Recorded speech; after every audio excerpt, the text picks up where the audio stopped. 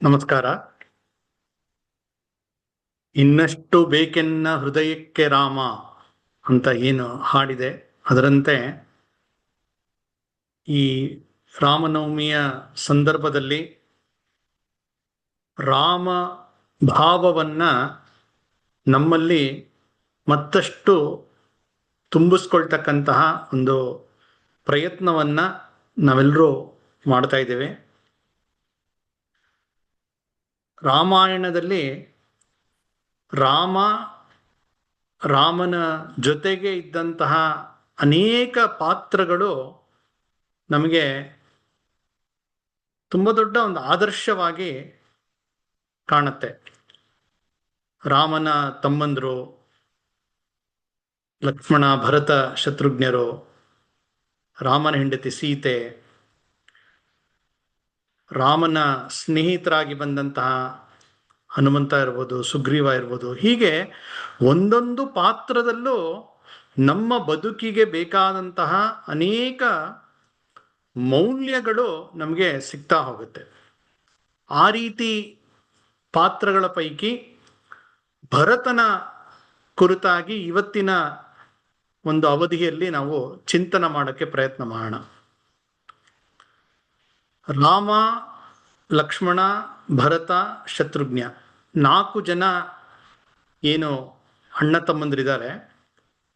ಅವರ ಒಂದು ಅವಿನಾಭಾವ ಒಂದು ಸಂಬಂಧ, ಅವರ ಪ್ರೀತಿ, ಒಬ್ರಿಗಿಂತ ಒಬ್ರು ತ್ಯಾಗದಲ್ಲಿ ಮಾಡಿದಂಥ ಪೈಪೋಟಿ, ಇದು ಇವತ್ತಿಗೂ ನಮಗೆ ಒಂದು ಆಶ್ಚರ್ಯ ಮೂಡಿಸ್ತಕ್ಕಂತಹ ಒಂದು ವಿಚಾರ. ರಾಮ, ಲಕ್ಷ್ಮಣ ಅವರು ಹೆಚ್ಚು ಅಯೋಧ್ಯೆಯಲ್ಲಿದ್ದರೆ, ಭರತ ಮತ್ತು ಶತ್ರುಘ್ನರು ಹೆಚ್ಚು ಕೇಕೆಯ ದೇಶದಲ್ಲೇ ಅವರು ಆ ಸಮಯವನ್ನು ಕಳೀತಾ ಇರ್ತಾರೆ. ಆ ರೀತಿ ಒಮ್ಮೆ ಭರತ ಶತ್ರುಘ್ನರು ಕೇಕೆಯ ದೇಶಕ್ಕೆ ತಮ್ಮ ಮಾವನ ಮನೆಗೆ ಹೋದಾಗ ಅಯೋಧ್ಯೆಯಲ್ಲಿ ಸಾಕಷ್ಟು ಒಂದು ರೀತಿಯ ಸ್ಥಿತ್ಯಂತರಗಳು ಆಗತ್ತೆ. ರಾಮನಿಗೆ ಯುವರಾಜನಾಗಿ ಪಟ್ಟಾಭಿಷೇಕ ಮಾಡಬೇಕು ಅಂತ ನಿಶ್ಚಯ ಮಾಡಿ ರಾತ್ರಿ ಅದು ಬದಲಾಗಿ ಕೈಕೇಯಿಯ ಯಾವಾಗೋ ಹಿಂದೆ ಕೊಟ್ಟಂತಹ ವರದ ಒಂದು ಮಾತಿಗಾಗಿ ಸಿಕ್ಕಿಬಿದ್ದು ರಾಮ, ಲಕ್ಷ್ಮಣ, ಸೀತೆ, ರಾಮನಿಗಾಗಿ ಕೇಳಿದಂಥವರ, ಆದರೆ ಜೊತೆಗೆ ಲಕ್ಷ್ಮಣ ಸೀತೆಯರು ಕೂಡಿ ಅವರು ಕಾಡಿಗೆ ಹೋಗ್ತಾರೆ. ಇದ್ಯಾವುದು ಭರತ ಶತ್ರುಘ್ನರಿಗೆ ಗೊತ್ತಿಲ್ಲ. ಅವರು ತಮ್ಮ ಅಜ್ಜಿ ಮನೆಯಲ್ಲಿ ಇದ್ದಾರೆ. ಅಯೋಧ್ಯೆಯಲ್ಲಿ ನಡೆದಿರ್ತಕ್ಕಂಥ ಈ ಯಾವುದೇ ವಿಷಯ ಅಲ್ಲಿ ಗೊತ್ತಿಲ್ಲ. ರಾಮ ಕಾಡಿಗೆ ಹೋದಂತಹ ದೃಶ್ಯವನ್ನು ನೋಡ್ತಾ ಅದನ್ನು ತಡೆಯಲಾಗದೆ ತುಂಬ ದುಃಖಿತನಾಗಿ ದಶರಥ ಪ್ರಾಣವನ್ನು ಬಿಟ್ಟಿದ್ದಾನೆ. ನೋಡಿ ಎಂಥ ಒಂದು ಪರಿಸ್ಥಿತಿ. ದಶರಥನಿಗೆ 4 ಜನ ಮಕ್ಕಳು, 2 ಕಾಡಿಗೆ ಹೋಗ್ಬಿಟ್ಟೋ ಇದ್ದಾರೆ, ಇನ್ನಿಬ್ರು ಊರಲ್ಲಿಲ್ಲ. ಅವನ ಅಂತ್ಯ ಸಂಸ್ಕಾರ ಮಾಡೋಕ್ಕೂ ಯಾರೂ ಇಲ್ಲ. ಆ ರೀತಿಯ ಒಂದು ಸ್ಥಿತಿಯಲ್ಲಿ ಅವನ ಶವ ಇದೆ. ಆಗ ಭರತನಿಗೆ ತುರ್ತಾಗಿ ಬರಬೇಕು ಅಂತ ಸಂದೇಶವನ್ನ ಕೊಟ್ಟು ಕಳಿಸ್ತಾರೆ ವಸಿಷ್ಠರು. ತುಂಬ ದೂರದಲ್ಲಿ ಕೇಕೆಯ ದೇಶ ಅಂತ ಹೇಳಿದ್ರೆ ಇವತ್ತಿನ ಪಾಕಿಸ್ತಾನದ ಖೈಬರ್ ಪಂಕ್ತವಾ ಅಂತ ಆ ಕಡೆ ಬರುತ್ತೆ. ಅಂದರೆ ಪಂಜಾಬಿನ ಮೇಲ್ಭಾಗ, ನಾರ್ತ್ ವೆಸ್ಟ್ ಫ್ರಂಟಿಯರ್ ಅಂತ ಕರಿತಾ ಇದ್ರು, ಈಗ ಅದನ್ನು ಖೈಬರ್ ಪಂಕ್ತವಾ ಅಂತ ಕರೀತಾರೆ. ಸಾಧಾರಣ ಆ ಕಡೆ ಇರ್ತಕ್ಕಂಥ ಒಂದು ಪ್ರದೇಶ. ಅಯೋಧ್ಯೆ ಇರೋದು ಇವತ್ತಿನ ಉತ್ತರ ಪ್ರದೇಶನಲ್ಲಿ. ಇಷ್ಟು ದೂರ ಇರತಕ್ಕಂಥ ಒಂದು ಜಾಗಕ್ಕೆ ಒಬ್ಬ ಸಂದೇಶ ತಗೊಂಡು ಬರ್ತಾನೆ. ಭರತನನ್ನ ಭೇಟಿ ಮಾಡ್ತಾನೆ, ಅಯೋಧ್ಯೆಯಿಂದ ಬಂದಂತಹ ಆ ದೂತ. ಆವತ್ತು ರಾತ್ರಿ ಭರತನಿಗೆ ಏನೇನೋ ಸ್ವಲ್ಪ ಕೆಟ್ಟ ಕನಸುಗಳು ಬಿದ್ದಿರುತ್ತೆ. ಅವನು ಆ ಕನಸಿನಲ್ಲಿ ಏನೋ ಒಂದು ರೀತಿಯ ಗಾಬರಿ ಆಗಿರುತ್ತೆ, ಒಂದು ರೀತಿಯ ಗೊಂದಲ ಆಗಿರುತ್ತೆ. ಅದು ಸರಿಯಾಗಿ ಅಯೋಧ್ಯೆಯಿಂದ ಯಾರೋ ಒಂದು ಸಂದೇಶ ತಂದಿದ್ದಾರೆ ಅಂತ ಹೇಳಿದಾಗ ಅವನಿಗೆ ಅದ್ರ ಬಗ್ಗೆ ಒಂದು ಪ್ರಶ್ನೆ ಇರುತ್ತೆ, ಏನಾಗಿದೆ ಅಯೋಧ್ಯೆಯಲ್ಲಿ, ಏನೋ ವ್ಯತ್ಯಾಸ ಆಗಿದೆಯಾ ಅಂತ ಒಂದು ಎಲ್ಲೋ ಒಳ ಮನಸ್ಸಿನಲ್ಲಿ ಅವನಿಗೆ ಕಾಡ್ತಾ ಇರುತ್ತೆ. ಅವನು ತಕ್ಷಣ ಕೇಳ್ತಾನೆ, ಆ, ನಮ್ಮ ತಂದೆ ಹೇಗಿದ್ದಾರೆ, ರಾಮ ಲಕ್ಷ್ಮಣರು ಹೇಗಿದ್ದಾರೆ, ಕೌಸಲ್ಯ ಹೇಗಿದ್ದಾರೆ, ಎಲ್ರ ಬಗ್ಗೆನೂ ವಿಚಾರಿಸ್ತಾನೆ. ಏನಾರು ತೊಂದರೆ ಆಗಿದೆಯಾ ಅಂತೆಲ್ಲ ಕೇಳ್ತಾನೆ. ಆದರೆ ಆ ಸಂದೇಶ ತಂದಂಥ ವ್ಯಕ್ತಿ ಹೆಚ್ಚು ಮಾತಾಡಲ್ಲ. ಅವನು ಕೊಟ್ಟಂಥ ಸಂದೇಶವನ್ನು ಮಾತ್ರ ತಲುಪಿಸ್ತಾನೆ. ಏನಂದ್ರೆ ಆ ಸಂದೇಶವು ಎಷ್ಟು ಜಾಣ್ಮೆಯಿಂದ ವಸಿಷ್ಠರು ಅದನ್ನ ಅವರು ಆ ಒಂದು ಮಾತನ್ನ ರಚಿಸಿರ್ತಾರೆ ಅಂದ್ರೆ, ನಿನಗೆ ಯಾರು ಬೇಕಾಗಿದೆಯೋ ಅವರೆಲ್ಲರೂ ಸೌಖ್ಯವಾಗಿದ್ದಾರೆ. ಅಂದ್ರೆ ಭರತನನ್ನ ನಿಮಿತ್ತ ಮಾಡ್ಕೊಂಡು ತಾನೆ ಕೈಕೇಯಿ ಅಷ್ಟೆಲ್ಲ ರಾದ್ದಾಂತ ಮಾಡಿ ಇಡೀ ಕಾರ್ಯಕ್ರಮ, ಯುವರಾಜ ಪಟ್ಟಾಭಿಷೇಕೋತ್ಸವ ರದ್ದಾಗಿ ರಾಮ ಕಾಡ್ಗೆ ಹೋಗೋ ಸ್ಥಿತಿಗೆ ಮಾಡಿದಂತಹ ಕೈಕೇಯಿಯ ಮಗ ಇವನು. ಅಂದ್ರೆ ಇವನ್ಗೆ ಬೇಕಾದವ್ರು ಯಾರು, ಕೈಕೇಯಿ ಅನ್ನುವ ಒಂದು ರೀತಿಯ ಸಂದೇಶ ಅದರಲ್ಲಿರುತ್ತೆ. ನಿನಗೆ ಯಾರು ಬೇಕೋ ಅವರೆಲ್ಲರೂ ಸೌಖ್ಯವಾಗಿದ್ದಾರೆ. ನಿನಗೆ ಒಂದು ಲಕ್ಷ್ಮಿ, ಆಕೆ ತಾವರೆ ಹೂವು ಇಟ್ಕೊಂಡು ನಿನಗೆ ಕಾಯ್ತಾ ಇದ್ದಾಳೆ, ತುರ್ತಾಗಿ ಬರಬೇಕು ಅಂತ ಇಷ್ಟೇ ಇರುತ್ತೆ ಸಂದೇಶ. ಪಾಪ ಭರತನಿಗೆ ಯಾವುದೇ ಅದರ ಗೂಢಾರ್ಥ ಆಗಲ್ಲ. ಸರಿ ಅಂತ ಅಲ್ಲಿಂದ ಹೊರಡ್ತಾನೆ. ಅಯೋಧ್ಯೆಯ ಕಡೆಗೆ ಅವನು ಬರ್ತಾ ಇದ್ದಾನೆ. ಅವನಿಗೆ ತುರ್ತಾಗಿ ಬನ್ನಿ ಅಂತ ಹೇಳಿದ್ದಾರೆ. ಬಟ್ ಆ ಸಂದೇಶದಲ್ಲಿ ಯಾವುದೇ ರೀತಿಯ ಒಂದು ಬೇರೆ ಅರ್ಥ ಗೊತ್ತಾಗಲ್ಲ. ಅಯೋಧ್ಯೆಗೆ ಬರ್ತಾ ಇದ್ದಾನೆ. ಅಯೋಧ್ಯೆ ಹತ್ರ ಬರ್ತಾ ಇದ್ದಂಗೆ ಆ ಅಯೋಧ್ಯೆಯ ಮಣ್ಣು ಪಾಂಡುಕಾ ಮೃತ್ತಿಕಾ ಅಂತ ಕರೀತಾರೆ. ಪಾಂಡು ಮೃತ್ತಿಕಾ ಅಂತ ಬಿಳಿ ಮಣ್ಣು. ಅದನ್ನ ನೋಡ್ತಾ ಇದ್ದಂಗೆ ಏನೋ ಒಂದು ಆನಂದ ಆಗತ್ತೆ, ನಮ್ಮೂರಿನ ಮಣ್ಣು ಅಂತ. ಅವನು ಆ ಖುಷಿಯಲ್ಲಿ ಆ ಸಾರಥಿ ಹೇಳ್ತಾನೆ, ಹೋಗು ವೇಗವಾಗಿ ಹೋಗಿ ಅಂತೇಳಿ ಆ ವೈಜಯಂತ ದ್ವಾರದ ಮೂಲಕ ಅಯೋಧ್ಯೆಯನ್ನು ಪ್ರವೇಶ ಮಾಡ್ತಾನೆ. ಆ ಪ್ರವೇಶ ಮಾಡಿದಾಗ ಅವನಿಗೇನೋ ಒಂದು ರೀತಿಯ ವ್ಯತ್ಯಾಸ ಇರೋವಂಥದ್ದು ಸ್ವಲ್ಪ ಮನಸ್ಸಿಗೆ ಅನ್ಸಕ್ ಶುರು ಆಗತ್ತೆ. ಅಯೋಧ್ಯೆಯ ವಾತಾವರಣ ಹೇಗೆ ಅಂತ ಹೇಳಿದ್ರೆ, ಎಲ್ಲರೂ ಸಂತೋಷವಾಗಿ ಸಂಭ್ರಮದಿಂದ ಓಡಾಡ್ತಾ ಇರ್ತಾರೆ. ಕುದುರೆಗಳು, ಆನೆಗಳು ಎಲ್ಲ ಓಡಾಡ್ತಾ ಇರುತ್ತೆ, ಅಲಂಕಾರ ನಡೆದಿರುತ್ತೆ, ಏನೋ ಉತ್ಸವಗಳು ನಡೀತಾ ಇರುತ್ತೆ, ಸಂಗೀತದ ಕಾರ್ಯಕ್ರಮ ನಡೀತಾ ಇರುತ್ತೆ. ಜನರಲ್ಲಿ ಒಂದು ರೀತಿಯ ಒಂದು ಹುಮ್ಮಸ್ಸು, ಉತ್ಸಾಹ ಅದ್ಯಾವುದು ಕಾಣಿಸ್ತಾ ಇಲ್ಲ. ಒಂದು ರೀತಿಯ ನಿರುತ್ಸಾಹ ಕಾಣಿಸ್ತಾ ಇದೆ. ಏನೋ ಒಂದು ದುಃಖದ ಮಡುವಿನಲ್ಲಿ ಎಲ್ಲರೂ ಒಂದು ರೀತಿ ಮುಳುಗೋಗಿದ್ದಾರೆ ಅನ್ನೋ ರೀತಿ ಅವಂಗೆ ಅನ್ನಿಸ್ತಾ ಇರುತ್ತೆ. ಹಾಗಾಗಿ ಈ ಎಲ್ಲ ಒಂದು ರೀತಿಯ ಅವಲಕ್ಷಣವನ್ನು ನೋಡ್ತಾನೆ. ನೋಡಿ ಆ ಇವನ್ಗೆ ಕೇಳ್ತಾನೆ, ಸಾರಥಿಗೆ, ಏನಾಗಿದೆ ನನ್ನ ಅಯೋಧ್ಯೆಗೆ ಅಂತ. ಅವನೇನು ಮಾತಾಡಲ್ಲ, ಸೀದಾ ಕರ್ಕೊಂಡ್ಬರ್ತಾನೆ. ಕೈಕೇಯಿ ಇದ್ದಂತಹ ಅರಮನೆಗೆ ಅಲ್ಲಿ ಬಂದು ಬಿಡ್ತಾನೆ. ಆ ಕೈಕೇಯಿ ಇದ್ದಂತಹ ಅರಮನೆಯಲ್ಲಿ ದಶರಥ ಇರ್ತಕ್ಕಂಥ ಒಂದು ಜಾಗ ಇರುತ್ತೆ. ಮೊದಲು ಭರತ ಅಲ್ಲಿಗೆ ಹೋಗ್ತಾನೆ, ಅಲ್ಲಿ ದಶರಥ ಇರಲ್ಲ. ಯಾಕೆಂದ್ರೆ ದಶರಥ ಅಲ್ಲಿ ಸಿಗ್ತಾನೆ ಅಂತ ಗೊತ್ತಿತ್ತು ಅವನಿಗೆ. ಆದ್ರೆ ಅಲ್ಲಿ ಬಂದ್ರೆ ದಶರಥ ಸಿಗ್ಲಿಲ್ಲ. ಇವಂಗೆ ಯಾಕೋ ಒಂದು ರೀತಿಯ ಏನೋ ಆಗಿದೆ ಎನ್ನುವ ಆ ಭಾವ ಗಟ್ಟಿ ಆಗ್ತಾ ಹೋಗುತ್ತೆ. ಬಂದು ತನ್ನ ತಾಯಿಯನ್ನ ಕೇಳ್ತಾನೆ,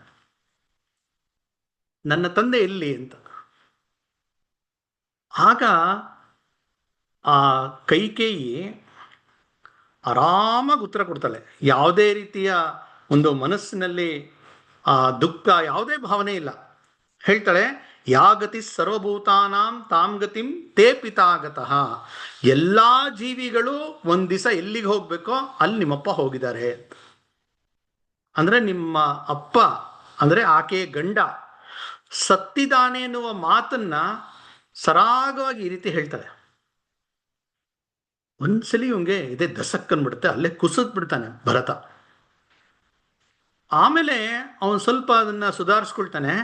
ಅವನಿಗೆ ಅಂದರೆ ದಶರಥಂಗೆ ವಯಸ್ಸಾಗಿದೆ, ಪ್ರಾಯಶಃ ಅವನು ಹೋಗಿರಬೇಕು ಅಂತ ಹೇಳಿ ತಕ್ಷಣ ಹೇಳ್ತಾನೆ, ನನಗೆ ಇನ್ಮೇಲಿಂದ ರಾಮನೇ ನನ್ನ ತಂದೆ, ರಾಮನೇ ನನಗೆ ಸರ್ವಸ್ವ, ಯಾಕೆಂದರೆ ನನ್ನ ತಂದೆ ನಾನು ಕಳ್ಕೊಂಡ್ಬಿಟ್ಟೆ ಅಂತ ತುಂಬ ದುಃಖ ಪಡ್ತಾನೆ.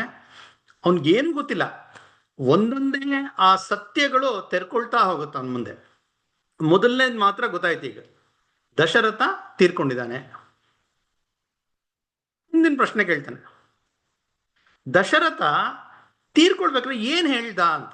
ಯಾಕೆಂದ್ರೆ ತನ್ನ ತಂದೆ ಕಡೆ ಮಾತುಗಳು ಏನು ಅಂತ ತಿಳ್ಕೊಳ್ತಕ್ಕಂತಹ ಒಂದು ಸೌಜನ್ಯದಿಂದ, ಒಂದು ಕುತೂಹಲದಿಂದ ಕೇಳ್ತಾನೆ, ನನ್ನ ತಂದೆ ಏನಂತ ಹೇಳಿದ್ರು ಅಂತ. ಆಗ ಈ ಕೈಕೇಯಿ ಇಂಥ ವಿಚಿತ್ರವಾದಂಥ ಕ್ಯಾರೆಕ್ಟರ್ ನೋಡಿ. ಆಕೆ ಹೇಳ್ತಾಳೆ, ಹಾ ರಾಮ, ಸೀತಾ, ಲಕ್ಷ್ಮಣ ಅಂತ ದುಃಖಪಟ್ಟು ಅವರು ಕಡೆಗಾಲದಲ್ಲಿ ತನ್ನ ಮಾತುಗಳನ್ನು ಹೇಳಿದ್ರು. ಮತ್ತು ಇನ್ನೊಂದು ಮಾತು ಹೇಳಿದ್ರು, ಈ ರಾಮನನ್ನ ಮತ್ತೆ ಯಾರು ವಾಪಸ್ ನೋಡ್ತಿರೋ ಅವರೇ ಭಾಗ್ಯಶಾಲಿಗಳು ಅಂತ ಹೇಳ್ತಾ ಪ್ರಾಣ ಬಿಟ್ರು ಅಂತ.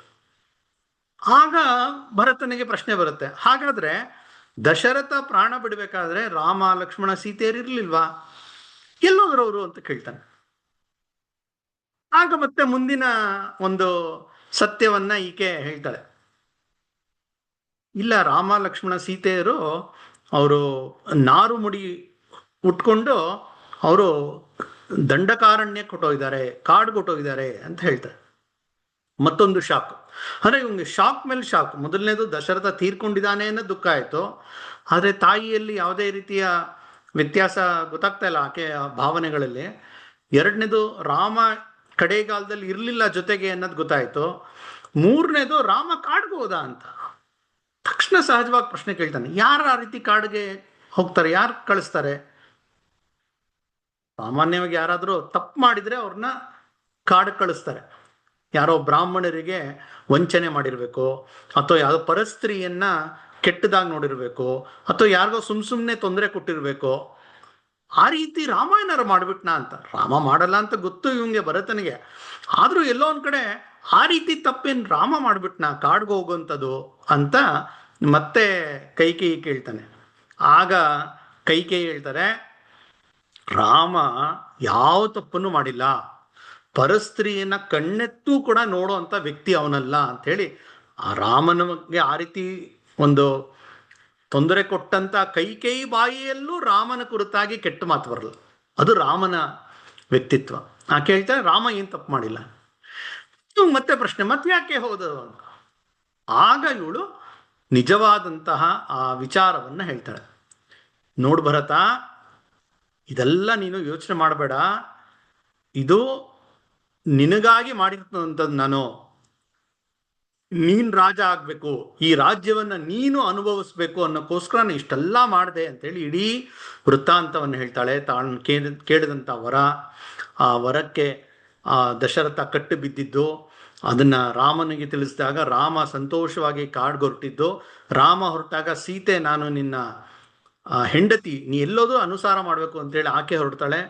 ಅವ್ರನ್ನ ಸೇವೆ ಮಾಡಬೇಕು ಅಂತ ಲಕ್ಷ್ಮಣ ಹೊರಡ್ತಾನೆ. ಆ ದುಃಖದಲ್ಲಿ ದಶರಥ ಹೋದ. ಒಟ್ಟಾರೆ ಈ ರಾಜ್ಯ ನಿನಗೆ ಸಿಕ್ಕಿದೆ, ನಿನಗೆ ಸಿಗ್ಲಿ ಅಂತ ನಾನು ಇಷ್ಟೆಲ್ಲ ಮಾಡಿದೆ ಅಂತ ಹೇಳಿ ಭರತನಿಗೆ ಅವಳು ತುಂಬಾ ಏನೋ ತಾನು ದೊಡ್ಡ ಸಾಧನೆ ಮಾಡಿಬಿಟ್ಟಿದ್ದೀನಿ, ಮಗನಿಗಾಗಿ ಇಷ್ಟೆಲ್ಲ ಮಾಡಿದೆ ಅಂತ ಆ ಒಂದು ಉತ್ಸುಕತೆಯಿಂದ ಹೇಳ್ತಾಳೆ. ಅಂದ್ರೆ ನಿನಗಾಗಿ ಇಷ್ಟೆಲ್ಲ ನಾನು ಕಷ್ಟಪಟ್ಟೆ ಅಂತ. ಆಗ ಭರತ ಹೇಳ್ತಾನೆ, ಎಂತ ಕೆಲಸ ಮಾಡಿಬಿಟ್ಟಿಯ ನೀನು? ಆದ್ರೆ ಅವನ್ಗೆ ಅವನೇನ್ ಕೇಳಿಲ್ಲ ಈ ರೀತಿ ಬೇಕು ಅಂತ, ಅವನು ಮನಸ್ಸಿನಲ್ಲೂ ಆಸೆ ಪಟ್ಟಿಲ್ಲ. ಆದ್ರೆ ನಿನಗಾಗಿ ಇಷ್ಟೆಲ್ಲ ಮಾಡಿದೆ ಅಂತ ಹೇಳಿದ್ರೆ ಜನ ಏನಂತ ಅನ್ಕೊಳ್ತಾರೆ ನನ್ನ ಬಗ್ಗೆ, ನಾನು ಎಲ್ಲ ಆ ಥರ ಆಸೆ ಪಟ್ಟೆ, ಎಂತ ಕೆಲಸ ಮಾಡಿಬಿಟ್ಟಿಯಲ್ಲ ಅಂತ ಹೇಳಿ ಅತ್ಯಂತ ಕೆಟ್ಟದಾಗಿ ತನ್ನ ತಾಯಿಯನ್ನ ಬೈಯಕ್ಕೆ ಶುರು ಮಾಡ್ತಾನೆ. ಪ್ರಾಯಶಃ ಯಾರೂ ಕೂಡ ತನ್ನ ತಾಯಿಯನ್ನ ಆ ರೀತಿ ಬೈದಿರಲ್ಲ, ಆ ರೀತಿ ಬೈಯಕ್ಕೆ ಶುರು ಮಾಡ್ತಾನೆ. ಅಂದ್ರೆ ಅವನ್ಗೆ ತಾಯಿ ಬಗ್ಗೆ ದ್ವೇಷ ಅಲ್ಲ, ಆಕೆ ಮಾಡಿದಂಥ ತಪ್ಪು ಎಷ್ಟು ದೊಡ್ಡದು ಅಂತ ಅವಳಿಗೆ ಮನವರಿಕೆ ಮಾಡ್ಬೇಕಾಗಿರುತ್ತೆ. ಹಾಗಾಗಿ ಅವನು ಆ ಸಿಟ್ಟಿಂದ ಚೆನ್ನಾಗಿ ಬೈತಾನೆ. ಎಂತ ನೀನು, ನಮ್ಮ ಕುಲಕ್ಕೆ ಬಂದಿರತಕ್ಕಂಥ ಒಂದು ಕಾಳ ರಾತ್ರಿ ಇದ್ದಂಗೆ ನೀನು, ನಮ್ಮ ಇಡೀ ಕುಲವನ್ನೇ ನಾಶ ಮಾಡಕ್ಕೆ ಬಂದಿರತಕ್ಕಂಥ ಒಂದು ದುಷ್ಟ ಹೆಣ್ಣು ನೀನು. ನಿನ್ನ ಗಂಡ ಸತ್ತೋದ, ಅದೇ ದುಃಖ ಇಲ್ಲ ನಿಂಗೆ, ನಿನ್ನ ಗಂಡನ್ ಸಾಯಿಸಿದಂಥವಳು ನೀನು ಅಂತ ಹೇಳಿ ಕೆಟ್ಟದ ಬಾಯಕ್ಷು ಮಾಡ್ತಾನೆ. ಎಂಥ ಕೆಟ್ಟ ಹೆಂಗಸು, ಈ ರೀತಿ ಕೆಟ್ಟ ಹೆಂಗಸಿರ್ಲಿಕ್ಕೆ ಸಾಧ್ಯನಾ ಅಂತ ಹೇಳಿ ವಾಚಾಮ ಗೋಚರವಾಗಿ ಅವನು ಕೈಕೇಯಿನ ಬೈತಾ ಹೋಗ್ತಾನೆ. ಕಡೆಗೆ ಅವನಿಗೆ ಎಷ್ಟು ಸಿಟ್ಟು ಬಂದ್ಬಿಡತ್ತೆ ಅಂತ ಹೇಳಿದ್ರೆ, ನೀನ್ ನನ್ಗೆ ಹೇಳ್ದೆ ಅಲ್ವಾ, ನಿನಗಾಗಿ ಮಾಡಿದೆ, ನೀನೇ ಈಗ ರಾಜ ಅಂತ ನನ್ಗೆ ಹೇಳ್ದೆ ಅಲ್ವಾ, ಈಗ ನಾನು ಹೇಳ್ತಾ ಇದ್ದೀನಿ, ಈ ರಾಜ್ಯದಲ್ಲಿ ನಿನ್ನಂತ ಕೆಟ್ಟ ಹೆಣ್ಣಿಗೆ ಜಾಗ ಇಲ್ಲ, ನೀನ್ ಇರಬಾರ್ದು, ನೀನು ಸತ್ತೋಗು, ನೀನು ಬೇಕಾರೆ ಚಿತೆ ಇರ್ತೀಯ, ಬೇಕಾದ್ರೆ ಬೆಂಕಿ ತಂದು ನಾನು ರೆಡಿ ಮಾಡ್ಕೊಡ್ತೀನಿ, ಬೆಂಕಿಗೆ ನೀನು ಆಹುತಿ ಆಗ್ಬೇಕು ನೀನು, ಇಲ್ವಾ, ಅದಾಗಲ್ವಾ, ನೇಣು ಹಾಕೊಳ್ತೀಯಾ, ಹಗ್ಗವಂತ ಕೊಡ್ತೀನಿ ನಾನು. ಇಲ್ವಾ, ಸಾಯಕ್ಕೆ ನಿಂಗೆ ಇಷ್ಟ ಇಲ್ವಾ, ಇಲ್ಲಿಂದ ಹೊಟ್ಟೋಗು. ನಿನ್ನಂಥವಳು ನನ್ನ ರಾಜ್ಯದಲ್ಲಿ ಇರಬಾರ್ದು, ನಿನ್ನಂಥವಳು ನನ್ನ ರಾಜ್ಯ ಇರಲಿ, ನಿನ್ಗೆ ಯಾರೂ ಆಶ್ರಯ ಕೊಡಲ್ಲ ಅಂತ ಹೇಳಿ ಅತ್ಯಂತ ದುಃಖದಿಂದ ಬೈತಾನೆ. ಆ ಬೈತಾ ಇರ್ಬೇಕಾದ್ರೂ ಅಲ್ಲೊಂದು ಮಾತು ಹೇಳ್ತಾನೆ, ತುಂಬಾ ಸ್ವಾರಸ್ಯ ಇದೆ. ಅವನು ಹೇಳ್ತಾನೆ, ನಿನ್ನಂತ ಇಷ್ಟು ತಪ್ಪು ಮಾಡಿರ್ತಕ್ಕಂಥ ಅವಳಿಗೆ ಕ್ಷಮಿಸ್ಲಿಕ್ಕೆ ಸಾಧ್ಯನೇ ಇಲ್ಲ, ಯಾರು ನಿನ್ಗೆ ಆಶ್ರಯ ಕೊಡಲ್ಲ, ನಿನ್ಗೆ ಇಲ್ಲಿ ಇರೋಂಗೆ ನೀನು ಅಂತ ಹೇಳಿ ಅಲ್ಲೊಂದು ಕ್ಲಾಸ್ ಇಡ್ತಾನೆ. ಆದರೆ ಇಷ್ಟೆಲ್ಲ ಮಾಡಿದ್ರು ನಿನ್ಗೆ ಯಾರು ಒಬ್ರು ಆಶ್ರಯ ಕೊಡಬೇಕು ಅಂದ್ರೆ ಅವನು ಒಬ್ಬನೇ ಒಬ್ಬ. ಅದ್ಯಾರು ಅಂದ್ರೆ ಆ ದಂಡಕಾರಣ್ಯದಲ್ಲಿರ್ತಕ್ಕಂಥ ಶ್ರೀರಾಮ. ಅವನೊಬ್ಬ ಬೇಕಾದ್ರೆ ನಿನ್ನ ಕ್ಷಮಿಸಿ ಆಶ್ರಯ ಕೊಡ್ಬೋದು, ನೀ ಅಲ್ಲಿಗೆ ಹೋಗು, ನೀನು ಇಲ್ಲಿರ್ಬೇಡ ಅಂತ. ಈ ರೀತಿ ಆಕೆಯನ್ನ ಚೆನ್ನಾಗಿ ಬೈತಾನೆ. ಅಂದ್ರೆ ಆ ರಾಮ ಅವನ ವ್ಯಕ್ತಿತ್ವ ಕೂಡ ಈ ಮಾತುಗಳಲ್ಲಿ ಮತ್ತೆ ಬರ್ತಾ ಹೋಗುತ್ತೆ. ಈ ರೀತಿ ಇವನು ಯಾವಾಗ ಹೇಳಕ್ ಶುರು ಮಾಡ್ತಾನೆ, ಆಗ ಕ್ರಮೇಣ ಆ ಕೈಕೇಯಿಯ ಮನಸ್ಸಿನಲ್ಲೂ ಕೂಡ ಚಿಕ್ಕದಾಗಿ ಆ ಒಂದು ಪರಿವರ್ತನೆ ಆಗುತ್ತೆ. ಅನೇಕ ಬಾರಿ ನಾವು ಕೈಕೇಯಿಯ ಪಾತ್ರ ಅಂತ ಹೇಳಿದ್ರೆ ಅತ್ಯಂತ ದುಷ್ಟ ಪಾತ್ರ ಅನ್ನುವುದನ್ನು ನಮಗೆ ನೋಡ್ತೀವಿ. ಆದರೆ ಅಲ್ಲೊಂದು ಸೂಕ್ಷ್ಮ ಗಮನಿಸ್ಬೇಕು ನಾವು. ತಪ್ಪು ಮಾಡಿದ್ಲು ಕೈಕೇಯಿ, ಆ ತಪ್ಪನ್ನ ತನ್ನ ಮಗ ಬಂದು ಆಕೆಗೆ ಅದನ್ನ ಮನವರಿಕೆ ಮಾಡ್ದ, ಬೈದ. ಸಾಮಾನ್ಯವಾಗಿ ನಮ್ಗಿಂತ ಚಿಕ್ಕವರಿದ್ರೆ ಅವ್ರು ತಪ್ಪು ಮಾಡಿದ್ರೆ ಅವ್ರಿಗೆ ಶಿಕ್ಷೆ ಕೊಡ್ಬೋದು. ನಮ್ಮ ವಯಸ್ಸಿಗಿಂತ ಚಿಕ್ಕವರಿದ್ರೆ ಅವ್ರಿಗೆ ದಂಡನೆ ಮಾಡಬಹುದು, ಯಾಕಂದ್ರೆ ಅವ್ರು ಚಿಕ್ಕವರು. ನಮ್ಮ ಸಮವಯಸ್ಕರು ಯಾರು ತಪ್ಪು ಮಾಡಿದ್ರೆ ಅವ್ರಿಗೆ ಶುಲ್ಕ, ಫೈನ್ ಹಾಕ್ಬೋದು. ಆ ರೀತಿ ಅವ್ರಿಗೆ ನಾವು ಶಿಕ್ಷೆ ಕೊಡ್ಬೋದು. ಇದನ್ನ ಮಹಾಭಾರತದಲ್ಲಿ ಒಂದು ಸಂದರ್ಭ ಬಂದಾಗ ಭೀಮಸೇನ ಅವನು ಧರ್ಮರಾಯನನ್ನ ಯಾವ ಕೈನ ಬಳಸಿ ಜೂಜಾಡಿ ಅವನು ದ್ರೌಪದಿಯನ್ನ ಪಣಕ್ಕಿಟ್ಟ, ಆ ಕೈನ ಸುಟ್ಟು ಬಿಡ್ತೀನಿ ನಾನು ಅಂತ ಹೇಳಿ ಅವನು ಗರ್ಜಿಸ್ತಾನೆ. ಸಹದೇವ ಬೆಂಕಿ ತಗೊಂಬ, ನಾ ಸುಟ್ಟು ಬಿಡ್ತೀನಿ, ಧರ್ಮರಾಯ ಅಣ್ಣ ಅವನ ಕೈ ಸುಟ್ಟು ಬಿಡ್ತೀನಿ ಅಂತ ಹೇಳ್ತಾನೆ. ಅದನ್ನ ವಿಶ್ಲೇಷಣೆ ಮಾಡ್ತಾ ಮಧ್ವಾಚಾರ್ಯರು ಹೇಳ್ತಾರೆ, ಭೀಮಸೇನ ಆ ಥರ ಹೇಳಿ ತಪ್ಪಲ್ವಾ, ಅವ್ರ ಅಣ್ಣ ತಾನೆ ಧರ್ಮರಾಯ. ಆಗ ಮಧ್ವಾಚಾರ್ಯ ಹೇಳ್ತಾರೆ, ತನಗಿಂತ ಕಿರಿಯರಿಗೆ ದಂಡ ಕೊಡ್ಬೋದು, ತನ್ನ ಸಮವಯಸ್ಕರಿಗೆ ಶುಲ್ಕ ರೀತಿಯ ದಂಡ ಕೊಡ್ಬೋದು, ತನಗಿಂತ ದೊಡ್ಡವ್ರಿಗೆ ಅದ್ಯಾವುದೂ ಇಲ್ಲ, ಅವ್ರಿಗೆ ಹೇಳಿದ್ರೆ ಅದೇ ದಂಡ, ಅದೇ ದಂಡನೆ. ಅದಕ್ಕೆ ಮಧ್ವಾಚಾರ್ಯರು ಹೇಳ್ತಾರೆ, ವಕ್ತವ್ಯಂ ನತು ಕರ್ತವ್ಯಂ. ಹೇಳಬೇಕು, ಅವನೇನು ಕೈ ಸುಟ್ಬಿಡ್ಲಿಲ್ಲ, ಹೇಳ್ದ, ಅದೇ ಅವ್ರಿಗೆ ಶಿಕ್ಷೆ. ಆ ರೀತಿ ಭರತ ತನ್ನ ತಾಯಿಗೆ ಈ ಬೈದಿದ್ದರ ಉದ್ದೇಶ ಆಕೆಗೆ ಮನವರಿಕೆ ಆಗ್ಬೇಕು ಅಂತ, ಅವನು ಯಾವುದನ್ನು ಮಾಡಲ್ಲ ಹೇಳ್ತಾನೆ. ಆದರೆ ನಾವು ಗಮನಿಸ್ಬೇಕು, ಕೈಕೇಯಿ ಅವಳು ಆ ತನ್ನ ತಪ್ಪನ್ನ ಮನಪೂರ್ವಕವಾಗಿ ಅವಳು ಅದನ್ನ ಸ್ವೀಕಾರ ಮಾಡಿ ಅವಳು ಪರಿವರ್ತನೆ ಆಗ್ಬಿಡ್ತಾಳೆ. ಅನೇಕ ಬಾರಿ ಎಲ್ಲರೂ ತಪ್ಪು ಮಾಡ್ತಾರೆ, ತಪ್ಪು ಯಾರು ಮಾಡಲ್ಲ ಅಂತ ಇಲ್ಲ, ಆದರೆ ತಪ್ಪನ್ನ ಒಪ್ಕೊಳ್ಳೋದೇ ಇಲ್ಲ. Readiness to change if prove to be wrong ಅಂತ ಹೇಳ್ತಾರೆ. ಆಧ್ಯಾತ್ಮಿಕ ದಾರಿಯಲ್ಲಿ ಹೋಗ್ತಾ ಇರ್ತಕ್ಕಂಥವರ 2 ಸ್ಟೆಪ್ ಪರೀಕ್ಷೆ ಇದೆ. ಮೊದಲನೇ ಸ್ಟೆಪ್ ಅಂದ್ರೆ readiness to change if prove to be wrong ಅಂತ. ನೀವು ತಪ್ಪು ಅಂತ ಪ್ರೂವ್ ಆಗ್ಬಿಟ್ರೆ ಅದನ್ನು ಒಪ್ಕೊಂಡು ಬದಲಾಗಕ್ಕೆ ಮನಸ್ಸು ಮಾಡಿದ್ರೆ ಮೊದಲನೇ ಹೆಜ್ಜೆ ನೀವು ಆಧ್ಯಾತ್ಮಿಕ ದಾರಿಯಲ್ಲಿ ಇಟ್ಟಿದ್ದೀರಾ ಅಂತ. ಎರಡನೇ ಹೆಜ್ಜೆ ಅಂದ್ರೆ ಎಬಿಲಿಟಿ ಟು ಚೇಂಜ್. ಆ ತಪ್ಪನ್ನ ಒಪ್ಕೊಂಡ್ಮೇಲೆ ಅದನ್ನ ತಿದ್ಕೊಳ್ಳುವಂತ ಸಾಮರ್ಥ್ಯನೂ ಬೇಕಲ್ಲ, ಬರೀ ಒಪ್ಕೊಂಡ್ಬಿಟ್ರೆ ಸಾಲದು. ಆ ಎರಡನೇದು ಇದ್ರೆ ನೀವು 2 ಸ್ಟೆಪ್ಪಲ್ಲಿ ಪಾಸ್ ಆದ್ರ ಅಂತ. ಕೈಕೇಯಿ ಆ ಕ್ಷಣಕ್ಕೆ ಅವಳು ಒಪ್ಕೊಂಡು ಎಷ್ಟು ಪರಿವರ್ತನೆ ಆಗ್ತಾಳೆ ಅಂದ್ರೆ, ಅವನು ಹೇಳ್ತಾನೆ, ನಂಗೆ ಈ ರಾಜ್ಯ ಬೇಡ. ಭರತ ಹೇಳ್ತಾನೆ, ನಾನು ವಾಪಸ್ ಹೋಗ್ತೀನಿ ಅಯೋಧ್ಯೆಗೆ, ರಾಮನನ್ನ ಕರ್ಕೊಂಬರ್ತೀನಿ ಅಂತ, ದಂಡಕಾರಣ್ಯಕ್ಕೆ ಹೋಗ್ತೀನಿ ನಾನು ಅಂತ.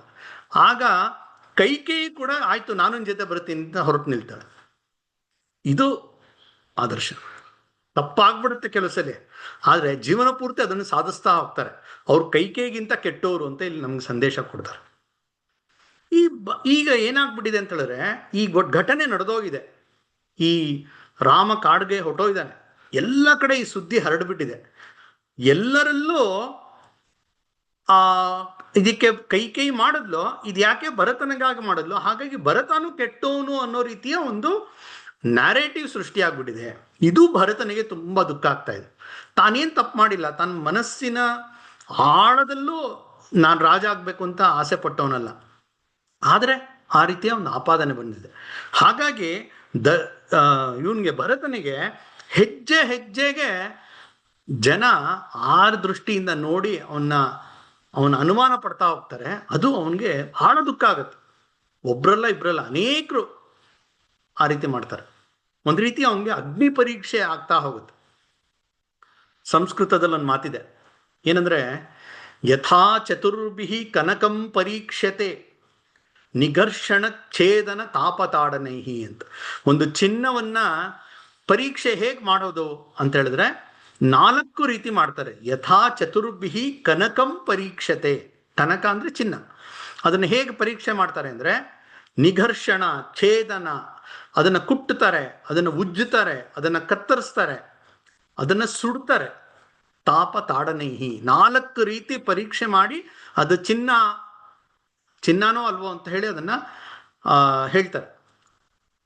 ತಥಾ ಚತುರ್ಭಿಹಿ ಪುರುಷಂ ಪರೀಕ್ಷತೆ, ಅದೇ ರೀತಿ ಮನುಷ್ಯನಿಗೂ 4 ರೀತಿ ಪರೀಕ್ಷೆ ಮಾಡ್ತಾರೆ. ಯಾವುದಂದ್ರೆ ಜ್ಞಾನೇನ, ಶೀಲೇನ, ಗುಣೇನ, ಕರ್ಮಣ ಅಂತ. ಹಾಗೆ ಭರತನಿಗೆ ಹೇಗೆ ಚಿನ್ನವನ್ನ ಪರೀಕ್ಷೆ ಮಾಡ್ತಾರೆ, ಆ ರೀತಿ ಇವನ್ಗೆ ಹೆಜ್ಜೆ ಹೆಜ್ಜೆಗೆ ಆ ರೀತಿಯ ಅಗ್ನಿ ಪರೀಕ್ಷೆ ನಡೀತಾ ಹೋಗುತ್ತೆ. ಇಲ್ಲಿ ಕೈಕೇಯಿ ಜೊತೆ ಎಲ್ಲ ಮಾತಾಡಿ ಕೈಕೇಯಿಗೆ ಹೇಳ್ತಾನೆ, ಇಲ್ಲ ನಾನಾಗಲ್ಲ ರಾಜ, ನಾನು ರಾಮನ್ನ ಕರ್ಕೊಂಬರ್ತೀನಿ, ಅವನ್ನ ವಾಪಸ್ ಇಲ್ಲಿ ಕೂಡಿಸ್ತೀನಿ ಅಂತ ಹೇಳಿ ಅವನು ಹಠದಿಂದ ಹೊರಗೆ ಬರ್ತಾನೆ. ಹೊರಗೆ ಬಂದು ಕೌಸಲ್ಯನ್ನು ನೋಡ್ಕೋಗ್ತಾನೆ, ಅಂದ್ರೆ ರಾಮನ ತಾಯಿ. ಇವನು ಬರ್ತಾ ಇದ್ದಂಗೆ ಕೌಸಲ್ಯ, ಅವಳಿಗೇನು ಗೊತ್ತಿಲ್ಲ, ಅವಳಿಗೆ ಪಾಪ ತುಂಬ ಸಾಮಾನ್ಯ ಎಲ್ಲರಂತೆ ಆಕೆ ಕೂಡ ಕೂತಿರ್ತಾಳೆ. ಈ ಭರತನ್ ನೋಡ್ತಾ ಇದ್ದಂಗೆ ಅವಳು ವ್ಯಂಗ್ಯ ಮಾಡ್ತಾಳೆ. ವ್ಯಂಗ್ಯ ಅಂದ್ರೆ ಏನಪ್ಪ, ನಿಂಗೆ ಏನ್ ಬೇಕೋ ಅದು ಸಿಕ್ತಲ್ವಾ, ರಾಜ್ಯ ಆಳ್ಕೊಂಡು ಆರಾಮಾಗಿರಪ್ಪ ನೀನು ಅಂತ ಒಂದು ಮಾತು ಹೇಳ್ತಾರೆ. ತುಂಬಾ ದುಃಖ ಆಗ್ಬಿಡುತ್ತೆ ಭರತನಿಗೆ. ಎಷ್ಟು ದುಃಖ ಆಗ್ಬಿಡುತ್ತೆ ಅಂತ ಹೇಳಿದ್ರೆ ಅವನು ಶಪಥದ್ಮೇಲೆ ಶಪಥ ಮಾಡಕ್ ಶುರು ಮಾಡ್ಬಿಡ್ತಾನೆ. ಈ ರಾಮ ಹೋಗಕ್ಕೆ ಯಾರು ಏನೇನು ಆ ಪಾಪಗಳಿದೆ, ಅದಕ್ಕೆ ನಾನೇ ಏನಾರು ಕಾರಣ ಆಗಿದ್ರೆ ಆ ಎಲ್ಲಾ ಪಾಪ ನನಗೆ ಬರಲಿ ಅಂತ ಹೇಳಿ ತಾನು ಎಲ್ಲಾ ರೀತಿಯ ಒಂದು ಶಪಥವನ್ನ ಹೇಳ್ತಾ ಹೋಗ್ತಾನೆ. ಆವಾಗ ತಕ್ಷಣ ಕೌಸಲ್ಯ ಗೊತ್ತಾಗುತ್ತೆ, ಬಾ ಮಗು ಅಂತ ಹೇಳಿ ಅವನನ್ನ ತನ್ನ ತೊಡೆ ಮೇಲೆ ಮಲಗಿಸಿ ಸಮಾಧಾನ ಮಾಡ್ತಾಳೆ. ಅಂದ್ರೆ ಪ್ರಾರಂಭದಲ್ಲಿ ಸ್ವಲ್ಪ ಅವಳಿಗೆ ನೋವಿರುತ್ತೆ, ಅನುಮಾನ ಇರುತ್ತೆ. ಯಾವಾಗ ಅವನ ನಿಜ ಅದು ಗೊತ್ತಾಗತ್ತೆ, ತಕ್ಷಣ ಅವಳು ಅವನ ಸಮಾಧಾನ ಮಾಡಿ ಅವಳಿಗೆ ಹೇಳ್ತಾಳೆ, ಆಯ್ತಪ್ಪ ಒಳ್ಳೇದಾಗ್ಲಿ ಅಂತ. ರಾಮನ್ ಕರ್ಕೊಂಬರಕ್ ಹೋಗ್ತಾ ಇದ್ದಾನೆ ಅಂತ ಗೊತ್ತಾದಾಗ ತಾನು ಬರ್ತೀನಿ ಅಂತ ಅವಳು ಕೂಡ ಹೇಳ್ತಾಳೆ. ಅಷ್ಟೊತ್ತಿಗೆ ಹೊರಡೆ ಬಂದ್ರೆ ಎಲ್ಲರೂ ಮಹಾರಾಜ ಅಂತ ಹೇಳಕ್ ಶುರು ಮಾಡ್ತಾರೆ. ತಕ್ಷಣ ಭರತ ಗದರ್ ಬಿಡ್ತಾನೆ, ಯಾರು ಕೂಡ ಮಹಾರಾಜ ಅಂತ ಕರಿಬಾರದು. ನೀವು ಮಹಾರಾಜ ಅಂತ ಕರೆದ್ರೆ ಏನರ್ಥ, ನಾನೊಬ್ಬ ರಾಜ್ಯಾಪಹಾರಕ ಅಂತ ಅರ್ಥ ಬರುತ್ತೆ.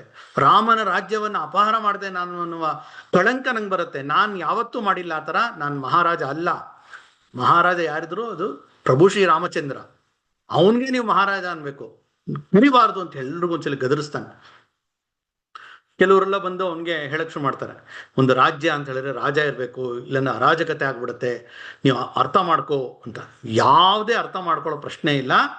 ನನ್ನ ಒಂದೇ ಒಂದು ಇವಾಗ ಮುಂದಿನ ಕೆಲಸ ಅಂದ್ರೆ ಅಲ್ಲಿ ಹೋಗಿ ಕಾಡ್ಗೆ ಹೋಗಿ ರಾಮನನ್ನ ಒಪ್ಸಿ ಕರ್ಕೊಂಬರ್ಬೇಕು ಅಂತ ಹೇಳ್ತಾನೆ. ಇಡೀ ರಾಜ ಪರಿವಾರ, ಕೌಸಲ್ಯ, ಸುಮಿತ್ರ, ಕೈಕೇಯಿ ಸೇರಿದಂತೆ ರಾಜ ಪರಿವಾರ, ಅವರ ರಾಜಗುರುಗಳು, ಸಕಲ ಸೈನ್ಯ ಎಲ್ಲವೂ ಸಮೇತವಾಗಿ ಅವರು ಹೊರಡ್ತಾರೆ. ಹೊರಟಾಗ ಮೊದಲು ಸಿಗುವಂಥದ್ದು ಶೃಂಗಿಬೇರೆಪುರ. ಯಾವ ಜಾಗದಲ್ಲಿ ರಾಮ ಗುಹನನ್ನ ಆಲಿಂಗನ ಮಾಡಿದಂತಹ ಆ ಜಾಗ ಇದೆ, ಆ ಗಂಗಾ ನದಿ ತೀರದ ಪ್ರದೇಶಕ್ಕೆ ಬರ್ತಾರೆ.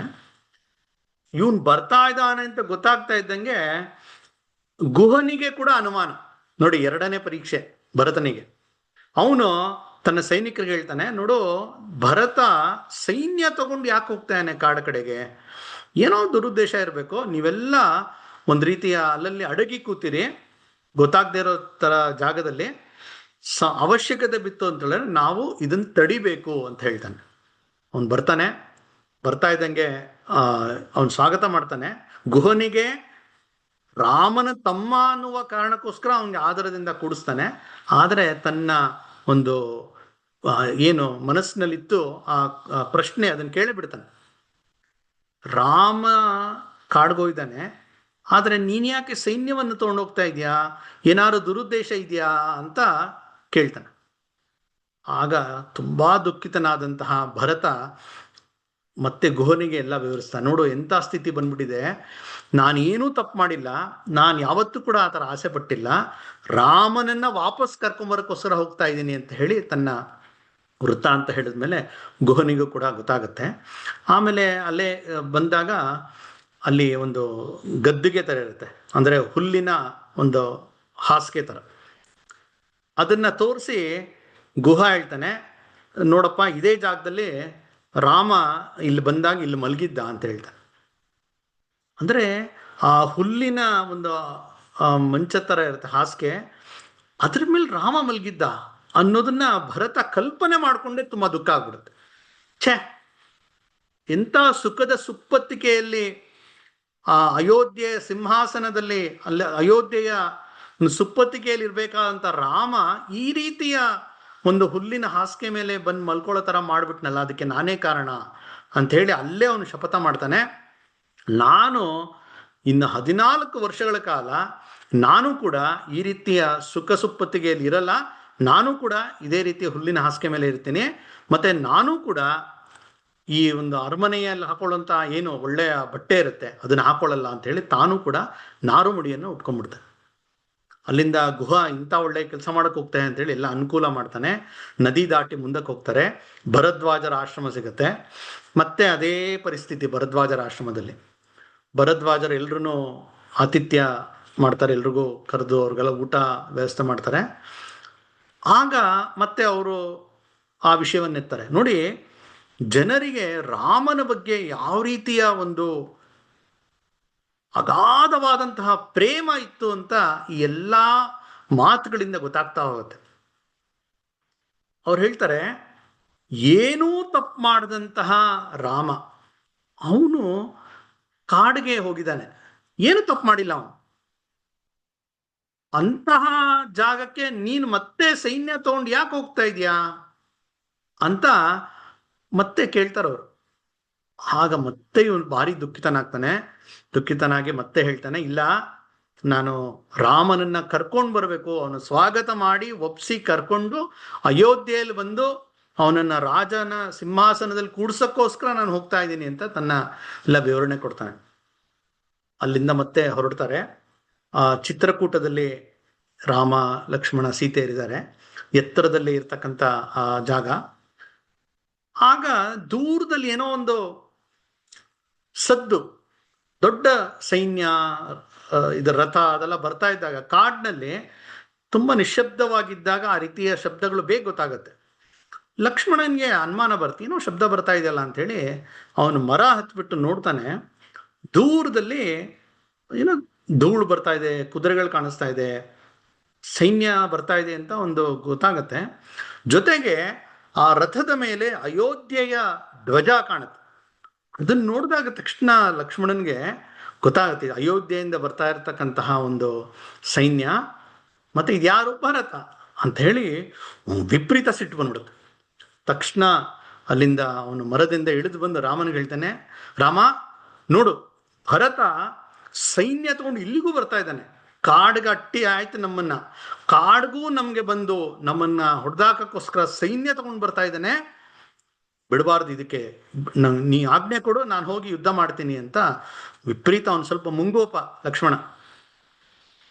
ಆದ್ರೆ ಇಷ್ಟೆಲ್ಲಾ ಜನ ನಾವು ನೋಡಿದ್ವಿ, ಕೌಸಲ್ಯ ಇರ್ಬೋದು, ವಸಿಷ್ಠ ಇರ್ಬೋದು, ಭರದ್ವಾಜರ ಇರ್ಬೋದು, ಗುಹ ಇರ್ಬೋದು, ಕಡೆ ಲಕ್ಷ್ಮಣ ಇರ್ಬೋದು, ಎಲ್ಲರೂ ಭರತನನ್ನ ಅನುಮಾನದ ಒಂದು ಶಂಕೆಯ ಒಂದು ಮಾತುಗಳಿಂದ ಅವನನ್ನ ನೋಡ್ತಾ ಇದ್ರೆ, ರಾಮ ಮಾತ್ರ ಅತ್ಯಂತ ಸ್ಪಷ್ಟ ಇರುತ್ತೆ. ಭರತ ಅಂದ್ರೆ ಯಾರು, ಅವನು ಏನು, ಅವನ ಮನಸ್ಸೇನು, ಅವನ ಯೋಚನೆ ಯಾವ ಥರ ಬರುತ್ತೆ ಅನ್ನೋದು ರಾಮನಿಗೆ ಗೊತ್ತಿರುತ್ತೆ. ರಾಮ ಹೇಳ್ತಾನೆ, ಲಕ್ಷ್ಮಣ ದುಡುಕ್ಬೇಡ, ನೀನು ನನಗೆ ಹೇಗೆ ತಮ್ಮನೋ ಅವನು ನನ್ನ ತಮ್ಮನೇ, ನನಗೆಲ್ಲ ತಮ್ಮಂದರು ಸಮಾನರು, ಎಲ್ಲರೂ ನನಗೆ ಗೊತ್ತು, ಯಾರೂ ಆ ಥರ ಯೋಚನೆ ಮಾಡುವಂಥ ತಮ್ಮಂದರು ನನಗಿಲ್ಲ. ಭರತ ಆ ಉದ್ದೇಶದಿಂದ ಬರ್ತಾ ಇಲ್ಲ ಅಂತ ಅವನಿಗೆ ಒಂದ್ಸಲಿ ಗದರ್ತಾನೆ. ಅಷ್ಟೇ ಅಲ್ಲ, ಒಂದು ಸಣ್ಣ ವ್ಯಂಗ್ಯ ಕೂಡ ತಮಾಷೆ ಮಾಡ್ತಾನೆ ರಾಮ ಲಕ್ಷ್ಮಣನಿಗೆ. ಅವನು ಬರ್ತಾ ಇದ್ದಾನಲ್ವಾ, ಯಾಕೆ ಇಷ್ಟೊಂದು ನೀನು ಉದ್ವೇಗಕ್ಕೊಳಗಾಗ್ತಾಯ್ಯ, ನಿನ್ಗೇನಾರು ರಾಜ್ಯ ಬೇಕಾ? ಬೇಕಾದ್ರೆ ಭರತಂಗೆ ಹೇಳ್ತೀನಿ ನಾನು, ಆ ರಾಜ್ಯನ ಲಕ್ಷ್ಮಣನ್ ಕೊಡು ಅಂತ. ಕ್ಷಣ ಮಾತ್ರದಲ್ಲಿ ನಿಂಗೆ ಕೊಟ್ಬಿಡ್ತಾನೆ, ನೀನ್ ಬೇಕಾ ರಾಜ ಆಗಿರು ಅಂತ ಲಕ್ಷ್ಮಣನ್ಗೆ ವ್ಯಂಗ್ಯ ಮಾಡ್ತಾನೆ. ಆಮೇಲೆ ಇಲ್ಲ ಇಲ್ಲ ಅಂತ ಹೇಳಿ ಲಕ್ಷ್ಮಣ ಕೂಡ ಸಮಾಧಾನ ಆಗ್ತದೆ. ಭರತ ಬರ್ತಾನೆ, ಅಲ್ಲಿ ಒಂದು ಕುಟೀರ, ಆಶ್ರಮದ ರೀತಿ ಒಂದು ಪರ್ಣ ಕುಟೀರ, ಹುಲ್ಲಿನ ಗುಡಿಸಲು, ಅದರ ಹೊರಗಡೆ ರಾಮ ಪದ್ಮಾಸನ ಹಾಕಿ ಕೂತಿದ್ದಾನೆ. ಅವನು ಭರತ ಹಿಂದೆ ರಾಮನ್ ನೋಡಿದಾಗ ಅರಮನೆಯ ರಾಜ ಒಂದು ವೇಷ ಏನಿರುತ್ತೆ ಅದನ್ನ ನೋಡಿದವನು ಈಗ ನೋಡ್ತಾ ಇದ್ದಾನೆ, ಒಂದು ಜಟಾವಲ್ಕಲ್ದಾರಿಯಾಗಿ ಅವನು ಕೂತಿದ್ದಾನೆ ನಾರುಮುಡಿ ಉಟ್ಕೊಂಡು. ಇದನ್ನ ನೋಡಿದಂಥ ಭರತನಿಗೆ ಭಾರಿ ದುಃಖ ಆಗ್ಬಿಡುತ್ತೆ. ರಾಮನ್ ನೋಡ್ದೆ ಅನ್ನುವ ಖುಷಿ, ಈ ರೂಪದಲ್ಲಿ ನೋಡ್ದೆ ಅನ್ನುವ ದುಃಖ. ಬರ್ತಾನೆ, ಬಂದು ಅವನಿಗೆ ದುಃಖ ಉಮ್ಮಳಿಸಿ ಬಂದು ಅಲ್ಲೇ ಮೂರ್ಛಿತನಾಗ್ಬಿಡ್ತಾನೆ. ಆಮೇಲೆ ಅವನಿಗೆದ್ದಿ ಅವನಿಗೆ ಸಾವರಿಸಿ ಕೂಡಿಸಿ ಆಮೇಲೆ ಮಾತಾಡ್ತಾರೆ. ಆಗ ಭರತ ರಾಮನ್ಗೆ ಹೇಳ್ತಾನೆ, ರಾಮ, ಎಂಥ ಒಂದು ಅಚಾತುರ್ಯ ನಡೆದೋಯ್ತು ನಾ ಇಲ್ದಿದ್ದಾಗ. ನಾನು ಮನಸ್ಸಿನಲ್ಲೂ ಈ ರೀತಿ ಆಗ್ಬಹುದು ಅಂತ ಅನ್ಕೊಂಡಿರ್ಲಿಲ್ಲ. ಯಾವ ಕೈಕೇಯಿ ನಿನ್ನನ್ನ ಹೇಳಿದ್ಲು, ಆಸೆ ಪಟ್ಲು ನೀನ್ ಕಾಡ್ಕೋಬೇಕು ಅಂತ ಕೈಕೇಯಿಯೇ ಈಗ ಇದು ತಪ್ಪಾಗಿದೆ ಅಂತ ಒಪ್ಕೊಂಡು ಆಕೆಯೂ ನನ್ನ ಜೊತೆ ಬಂದಿದ್ದಾಳೆ ನಿನ್ನನ್ನು ಕರ್ಕೊಂಡು ಹೋಗೋಕೆ, ಹಾಗೆ ದಯಮಾಡಿ ವಾಪಸ್ ಬಾ ಅಂತ ಹೇಳಿ ಇವನು ತನ್ನ ಒಂದು ಏನು ಬೇಡಿಕೆಯನ್ನ ಇಡ್ತಾನೆ. ರಾಮ ಅದಕ್ಕೆ ಒಪ್ಪಲ್ಲ. ಇಬ್ರು ಒಬ್ರಿಗೊಬ್ರು ಮಾತಾಡೋಕೆ ಶುರು ಮಾಡ್ತಾರೆ. ಇಬ್ರು ಒಬ್ರಿಗಿಂತ ಒಬ್ರು ತರ್ಕಗಳು, ಅನೇಕ ಒಂದು ವಿಚಾರಗಳನ್ನ ಶಾಸ್ತ್ರ ಬದ್ಧವಾಗಿ ಹೇಳ್ತಾ ಹೋಗ್ತಾರೆ. ಧರ್ಮದಲ್ಲಿ ಈ ರೀತಿ ಇದೆ, ಈ ರೀತಿ ಎಲ್ಲ ಮಾತಾಡ್ತಾ ಹೋಗ್ತಾನೆ. ಆದರೆ ಪ್ರತಿಯೊಂದು ಭರತನ ಒಂದು ಯುಕ್ತಿಗೆ ಪ್ರತಿಯುಕ್ತಿಯನ್ನ ರಾಮ ಹೇಳ್ತಾ ಹೋಗ್ತಾನೆ. ಎಷ್ಟೇ ಆದ್ರೂ ಭರತನಿಗೆ ರಾಮ ಅಣ್ಣ ತಾನೆ. ಹಾಗಾಗಿ ಯಾವುದೇ ಕಾರಣಕ್ಕೂ ರಾಮ ಭರತನ ಸೋಲಿಸ್ಲಿಕ್ಕೆ ಆಗದೇ ಇಲ್ಲ. ರಾಮ ಹೇಳ್ತಾನೆ, ನಾನು ಕೈಕೇಯಿಯ ಮಾತು ಕೇಳಿ ಬಂದಿದ್ದಲ್ಲ, ನಾನು ಅಯೋಧ್ಯೆಯ ಮಹಾರಾಜ ದಶರಥನ ಆಜ್ಞೆಯನ್ನ ಪಾಲನೆ ಮಾಡ್ತಾ ಇರೋದು ನಾನು. ಹಾಗಾಗಿ ಈ ಮಾತನ್ನ, ಈ ಆಜ್ಞೆ ಕೊಟ್ಟಾಗ ನಾನು ಒಬ್ಬ ಪ್ರಜೆ, ಆ ಪಾಲನೆ ಮಾಡಲೇಬೇಕು ನಾನು. ಮತ್ತೆ ಅವ್ರ ಮಗ ಅಪ್ಪನ ಮಾತು ಪಾಲನೆ ಮಾಡಲೇಬೇಕು. ಹಾಗಾಗಿ ಬಂದಿದ್ದೀನಿ ನಾನು. ಮತ್ತೆ ಈ 14 ವರ್ಷ ನಾನು ಬರಕ್ಕೆ ಸಾಧ್ಯನೇ ಇಲ್ಲ ಅಂತ ಹೇಳಿ ಅದು ಮಾತಾಡ್ತಾ ಹೋಗುತ್ತೆ. ಈ ನಡೀತಾ ಇರ್ಬೇಕಾದ್ರೆ ಈ ಸಂಭಾಷಣೆ ಇದೆಯಲ್ಲ, ಒಂದು ರೀತಿಯ ಅತ್ಯಂತ ಭಾವಪೂರ್ಣವಾದಂತಹ ಒಂದು ಸಂವಾದ. ಈ ರಾಮ ಮತ್ತೆ ಭರತರ ಈ ಸಮಾಗಮ, ಈ ದೃಶ್ಯವನ್ನ ಸುತ್ತ ಆ ಅಯೋಧ್ಯೆಯಿಂದ ಬಂದಂತ ಇಡೀ ಸಮಸ್ತ ಪರಿವಾರ, ಆ ಋಷಿಗಳು ಎಲ್ಲರೂ ನೋಡ್ತಾ ಇದ್ದಾರೆ. ಏನು ಈ ಅಣ್ಣ ತಮ್ಮಂದ್ರು ಯಾವ ರೀತಿ ಜಗಳ ಆಡ್ತಾ ಇದ್ದಾರೆ. ಈ ರಾಮ ಮತ್ತೆ ಭರತರ ಈ ಜಗಳ ಏನಿದೆ, ಇದು ಒಂದು ರೀತಿ ಜಗತ್ತು ಕಂಡು ಕೇಳರಿಯದಂತಹ ಜಗಳ. ಯಾಕೆಂದ್ರೆ ಯಾವಾಗ್ಲೂ ಇಬ್ರು ಅಣ್ಣ ತಮ್ಮಂದ್ರು ಜಗಳ ಆಡೋದು ಆಸ್ತಿಗಾಗಿ, ನನಗ್ ಬೇಕು ಅಂತ ಆಡ್ತಾರೆ. ಅಥವಾ ಯಾವ್ದಾದ್ರು ಒಂದು ಇದಿದೆ, ಅಧಿಕಾರ ಇದೆ ಅಂದ್ರೆ ನನಗೆ ಅಧಿಕಾರ ಬೇಕು ಅಂತ ಇಬ್ರು ಜಗಳ ಆಡ್ತಾರೆ. ಆದ್ರೆ ಇಲ್ಲಿ ವಿಚಿತ್ರ ಇಬ್ರು ವ್ಯಕ್ತಿಗಳಿದ್ದಾರೆ.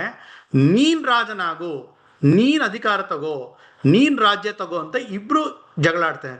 ಈ ರೀತಿಯ ಜಗಳ ಎಲ್ಲಿ ಕೇಳಿದ್ದೇವೆ ನಾವು? ಇದು ರಾಮ ಭರತರ ಒಂದು ಔನ್ನತ್ಯವನ್ನ ನಮಗೆ ತೋರಿಸುತ್ತೆ. ಯಾವುದೇ ಕಾರಣಕ್ಕೆ ಇಬ್ಬರು ಸೋಲಕ್ಕೆ ರೆಡಿ ಇಲ್ಲ.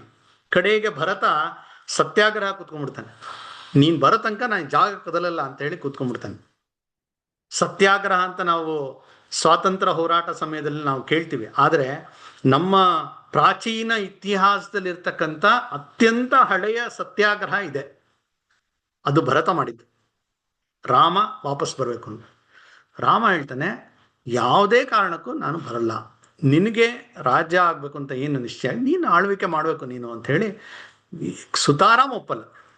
ಕಡೆಗೆ ಒಂದು ನಿಷ್ಕರ್ಷಕ್ಕೆ ಬರ್ತಾರೆ. ಒಂದು ಭರತ ಹೇಳ್ತಾನೆ, ನೀನ್ ಬರಲ್ಲ ಅಂದ್ರೂ ಕೂಡ ನಿನ್ನ ಪ್ರತಿನಿಧಿಯಾಗಿ ನಿನ್ನ ಪಾದುಕೆಯನ್ನ ನನಗೆ ಕೊಡು, ನಿನ್ನ ಪಾದುಕೆಯನ್ನ ನಿನ್ನ ಒಂದು ಪ್ರತಿನಿಧಿಯಾಗಿಟ್ಟು ನಾನು ಆಳ್ವಿಕೆ ಮಾಡ್ತೀನಿ, ನೀನು ಹೇಳ್ದಂತೆ ನಾನು ಆಳ್ವಿಕೆ ಮಾಡ್ತೀನಿ, ಆದರೆ ನಿನ್ನ ಪ್ರತಿನಿಧಿಯಾಗಿ ನಾನು ಮಾಡ್ತೀನಿ ಅಂತ ಹೇಳಿ ಮೊದಲನೇ ಒಂದು ಷರತ್ತು ಇಡ್ತಾನೆ. ಅದಕ್ಕೆ ರಾಮ ಒಪ್ತಾನೆ. ರಾಮನ ಪಾದ ಸ್ಪರ್ಶ ಆಗಿರ್ತಕ್ಕಂತಹ ಒಂದು ಪಾದುಕೆ ಅದನ್ನ ಅವನು ತಗೊಳ್ತಾನೆ. ಎರಡನೇದು ಭರತ ಹೇಳ್ತಾನೆ, 14 ವರ್ಷ ಅದಾಗಿ ಒಂದು ದಿನವೂ ನಾನು ಎಕ್ಸ್ಟ್ರಾ ಕಾಯಲ್ಲ. ಆ 14 ವರ್ಷ ಮುಗಿದ ತಕ್ಷಣ ನೀನ್ ಬಂದಿಲ್ಲ ಅಂತಂದರೆ ನಾನು ಅಗ್ನಿ ಪ್ರವೇಶ ಮಾಡ್ತೀನಿ ಅನ್ನುವ ಕಂಡೀಷನ್ ಮೇಲೆ ಅವನು ಹೊರಡಕ್ಕೊಪ್ತಾನೆ. ಕಡೆಗೆ ರಾಮ ಒಪ್ತಾನೆ, ಆಯ್ತು ನಾನು ಬರ್ತೀನಿ ಅಂತ ಹೇಳಿ. ಸರಿ, ಭರತ ಅಲ್ಲಿಂದ ತಗೊಂಡು ಬರ್ತಾನೆ. ಸೊ ಇಲ್ಲಿಗೆ ರಾಮ ಮತ್ತೆ ಭರತರ ಸಮಾಗಮ ಮುಗಿಯುತ್ತೆ. ಅವನು ವಾಪಸ್ ಅಯೋಧ್ಯೆಗೆ ಬರ್ತಾನೆ. ರಾಮ ವನವಾಸವನ್ನು ಮುಂದುವರಿಸ್ತಾನೆ. 14 ವರ್ಷಗಳ ಕಾಲ ಒಬ್ರಿಗೊಬ್ರು ಭೇಟಿ ಇಲ್ಲ, ಯಾವುದೇ ರೀತಿಯ ಸಂಪರ್ಕ ಇಲ್ಲ. ಇವರು ರಾಮನ ಒಟ್ಟಿಲ್ಲಿ ಕಥೆಯೇ ಬೇರೆ ಬೇರೆ ತಿರುವು ತಗೊಳ್ತಾ ಹೋಗುತ್ತೆ. ಭರತ ಅಯೋಧ್ಯೆಗೆ ಪಾದುಕೆಯನ್ನು ತಗೊಂಡ್ಬಂದು ಅದನ್ನು ಸಿಂಹಾಸನದ ಮೇಲೆ ಇಟ್ಟು ಅಯೋಧ್ಯೆಯಲ್ಲಿ ಇವನು ಭರತ ನೆಲೆಸದೆ ಅಯೋಧ್ಯೆಯಿಂದ ಸ್ವಲ್ಪ ದೂರದಲ್ಲಿರ್ತಕ್ಕಂಥ ಒಂದು ಪುಟ್ಟ ನಂದಿಗ್ರಾಮ ಅನ್ನುವ ಜಾಗದಲ್ಲಿ ಇವನು ಕೂಡ ಹೇಗೆ ರಾಮ ಕಾಡಿನಲ್ಲಿ ವಾಸ ಮಾಡ್ತಾನೆ ಅದೇ ರೀತಿಯ ಒಂದು ಕುಟೀರ ಕಟ್ಕೊಂಡು ನೆಲದ ಮೇಲೆ ಮಲಗ್ತಾ, ಒಂದು ಏನು ಕಾಡಿನಲ್ಲಿ ಯಾವ ರೀತಿ ಒಂದು ಸರಳವಾದ ಬಟ್ಟೆ ಹಾಕೊಂಡಿರ್ತಾರೆ ರಾಮ, ಅದೇ ರೀತಿ ಇವನು ಕೂಡ ನಾರುಮುಡಿಯನ್ನೇ ಉಟ್ಕೊಂಡು, ಅಷ್ಟೇ ಅಲ್ಲ ಯಾವುದೇ ಅರಮನೆಯ ವೈಭೋಗವನ್ನ ಇವನು ಅನುಭವಿಸಲ್ಲ. ಆಹಾರ ಕೂಡ ರಾಮ ಕಷ್ಟಪಡ್ತಾ ಇರ್ಬೇಕಾದ್ರೆ ನಾನಿಲ್ಲಿ ಒಂದು ಸಮೃದ್ಧವಾದಂತಹ ಭಕ್ಷ್ಯ ಭೋಜ್ಯ ಇರ್ತಕ್ಕಂತಹ ಭೋಜನ ಮಾಡ್ಲಾ, ಇಲ್ಲ ಅಂತ ಹೇಳಿ ಹೇಗೆ ಅಲ್ಲಿ ಕಾಡಿನಲ್ಲಿ ಅವ್ರಿಗೇನು ಸಿಗುತ್ತೆ, ಯಾವುದೋ ಕಂದಮೂಲಗಳು ಹಣ್ಣು ಎಲ್ಲ ಸಿಗುತ್ತೆ, ಅದನ್ನು ತಿನ್ಕೊಂಡಿರ್ತಾರೆ. ಅದೇ ರೀತಿ ಇವನು ಕೂಡ ಇಲ್ಲಿ ಇವನು ತನ್ನ ಜೀವನವನ್ನ ಸರಳಾತಿ ಸರಳ ಮಾಡಿಕೊಂಡು ಆದರೆ ಆಡಳಿತವನ್ನ ಉತ್ಕೃಷ್ಟವಾಗಿ ಮಾಡ್ತಾ ಹೋಗ್ತಾನೆ.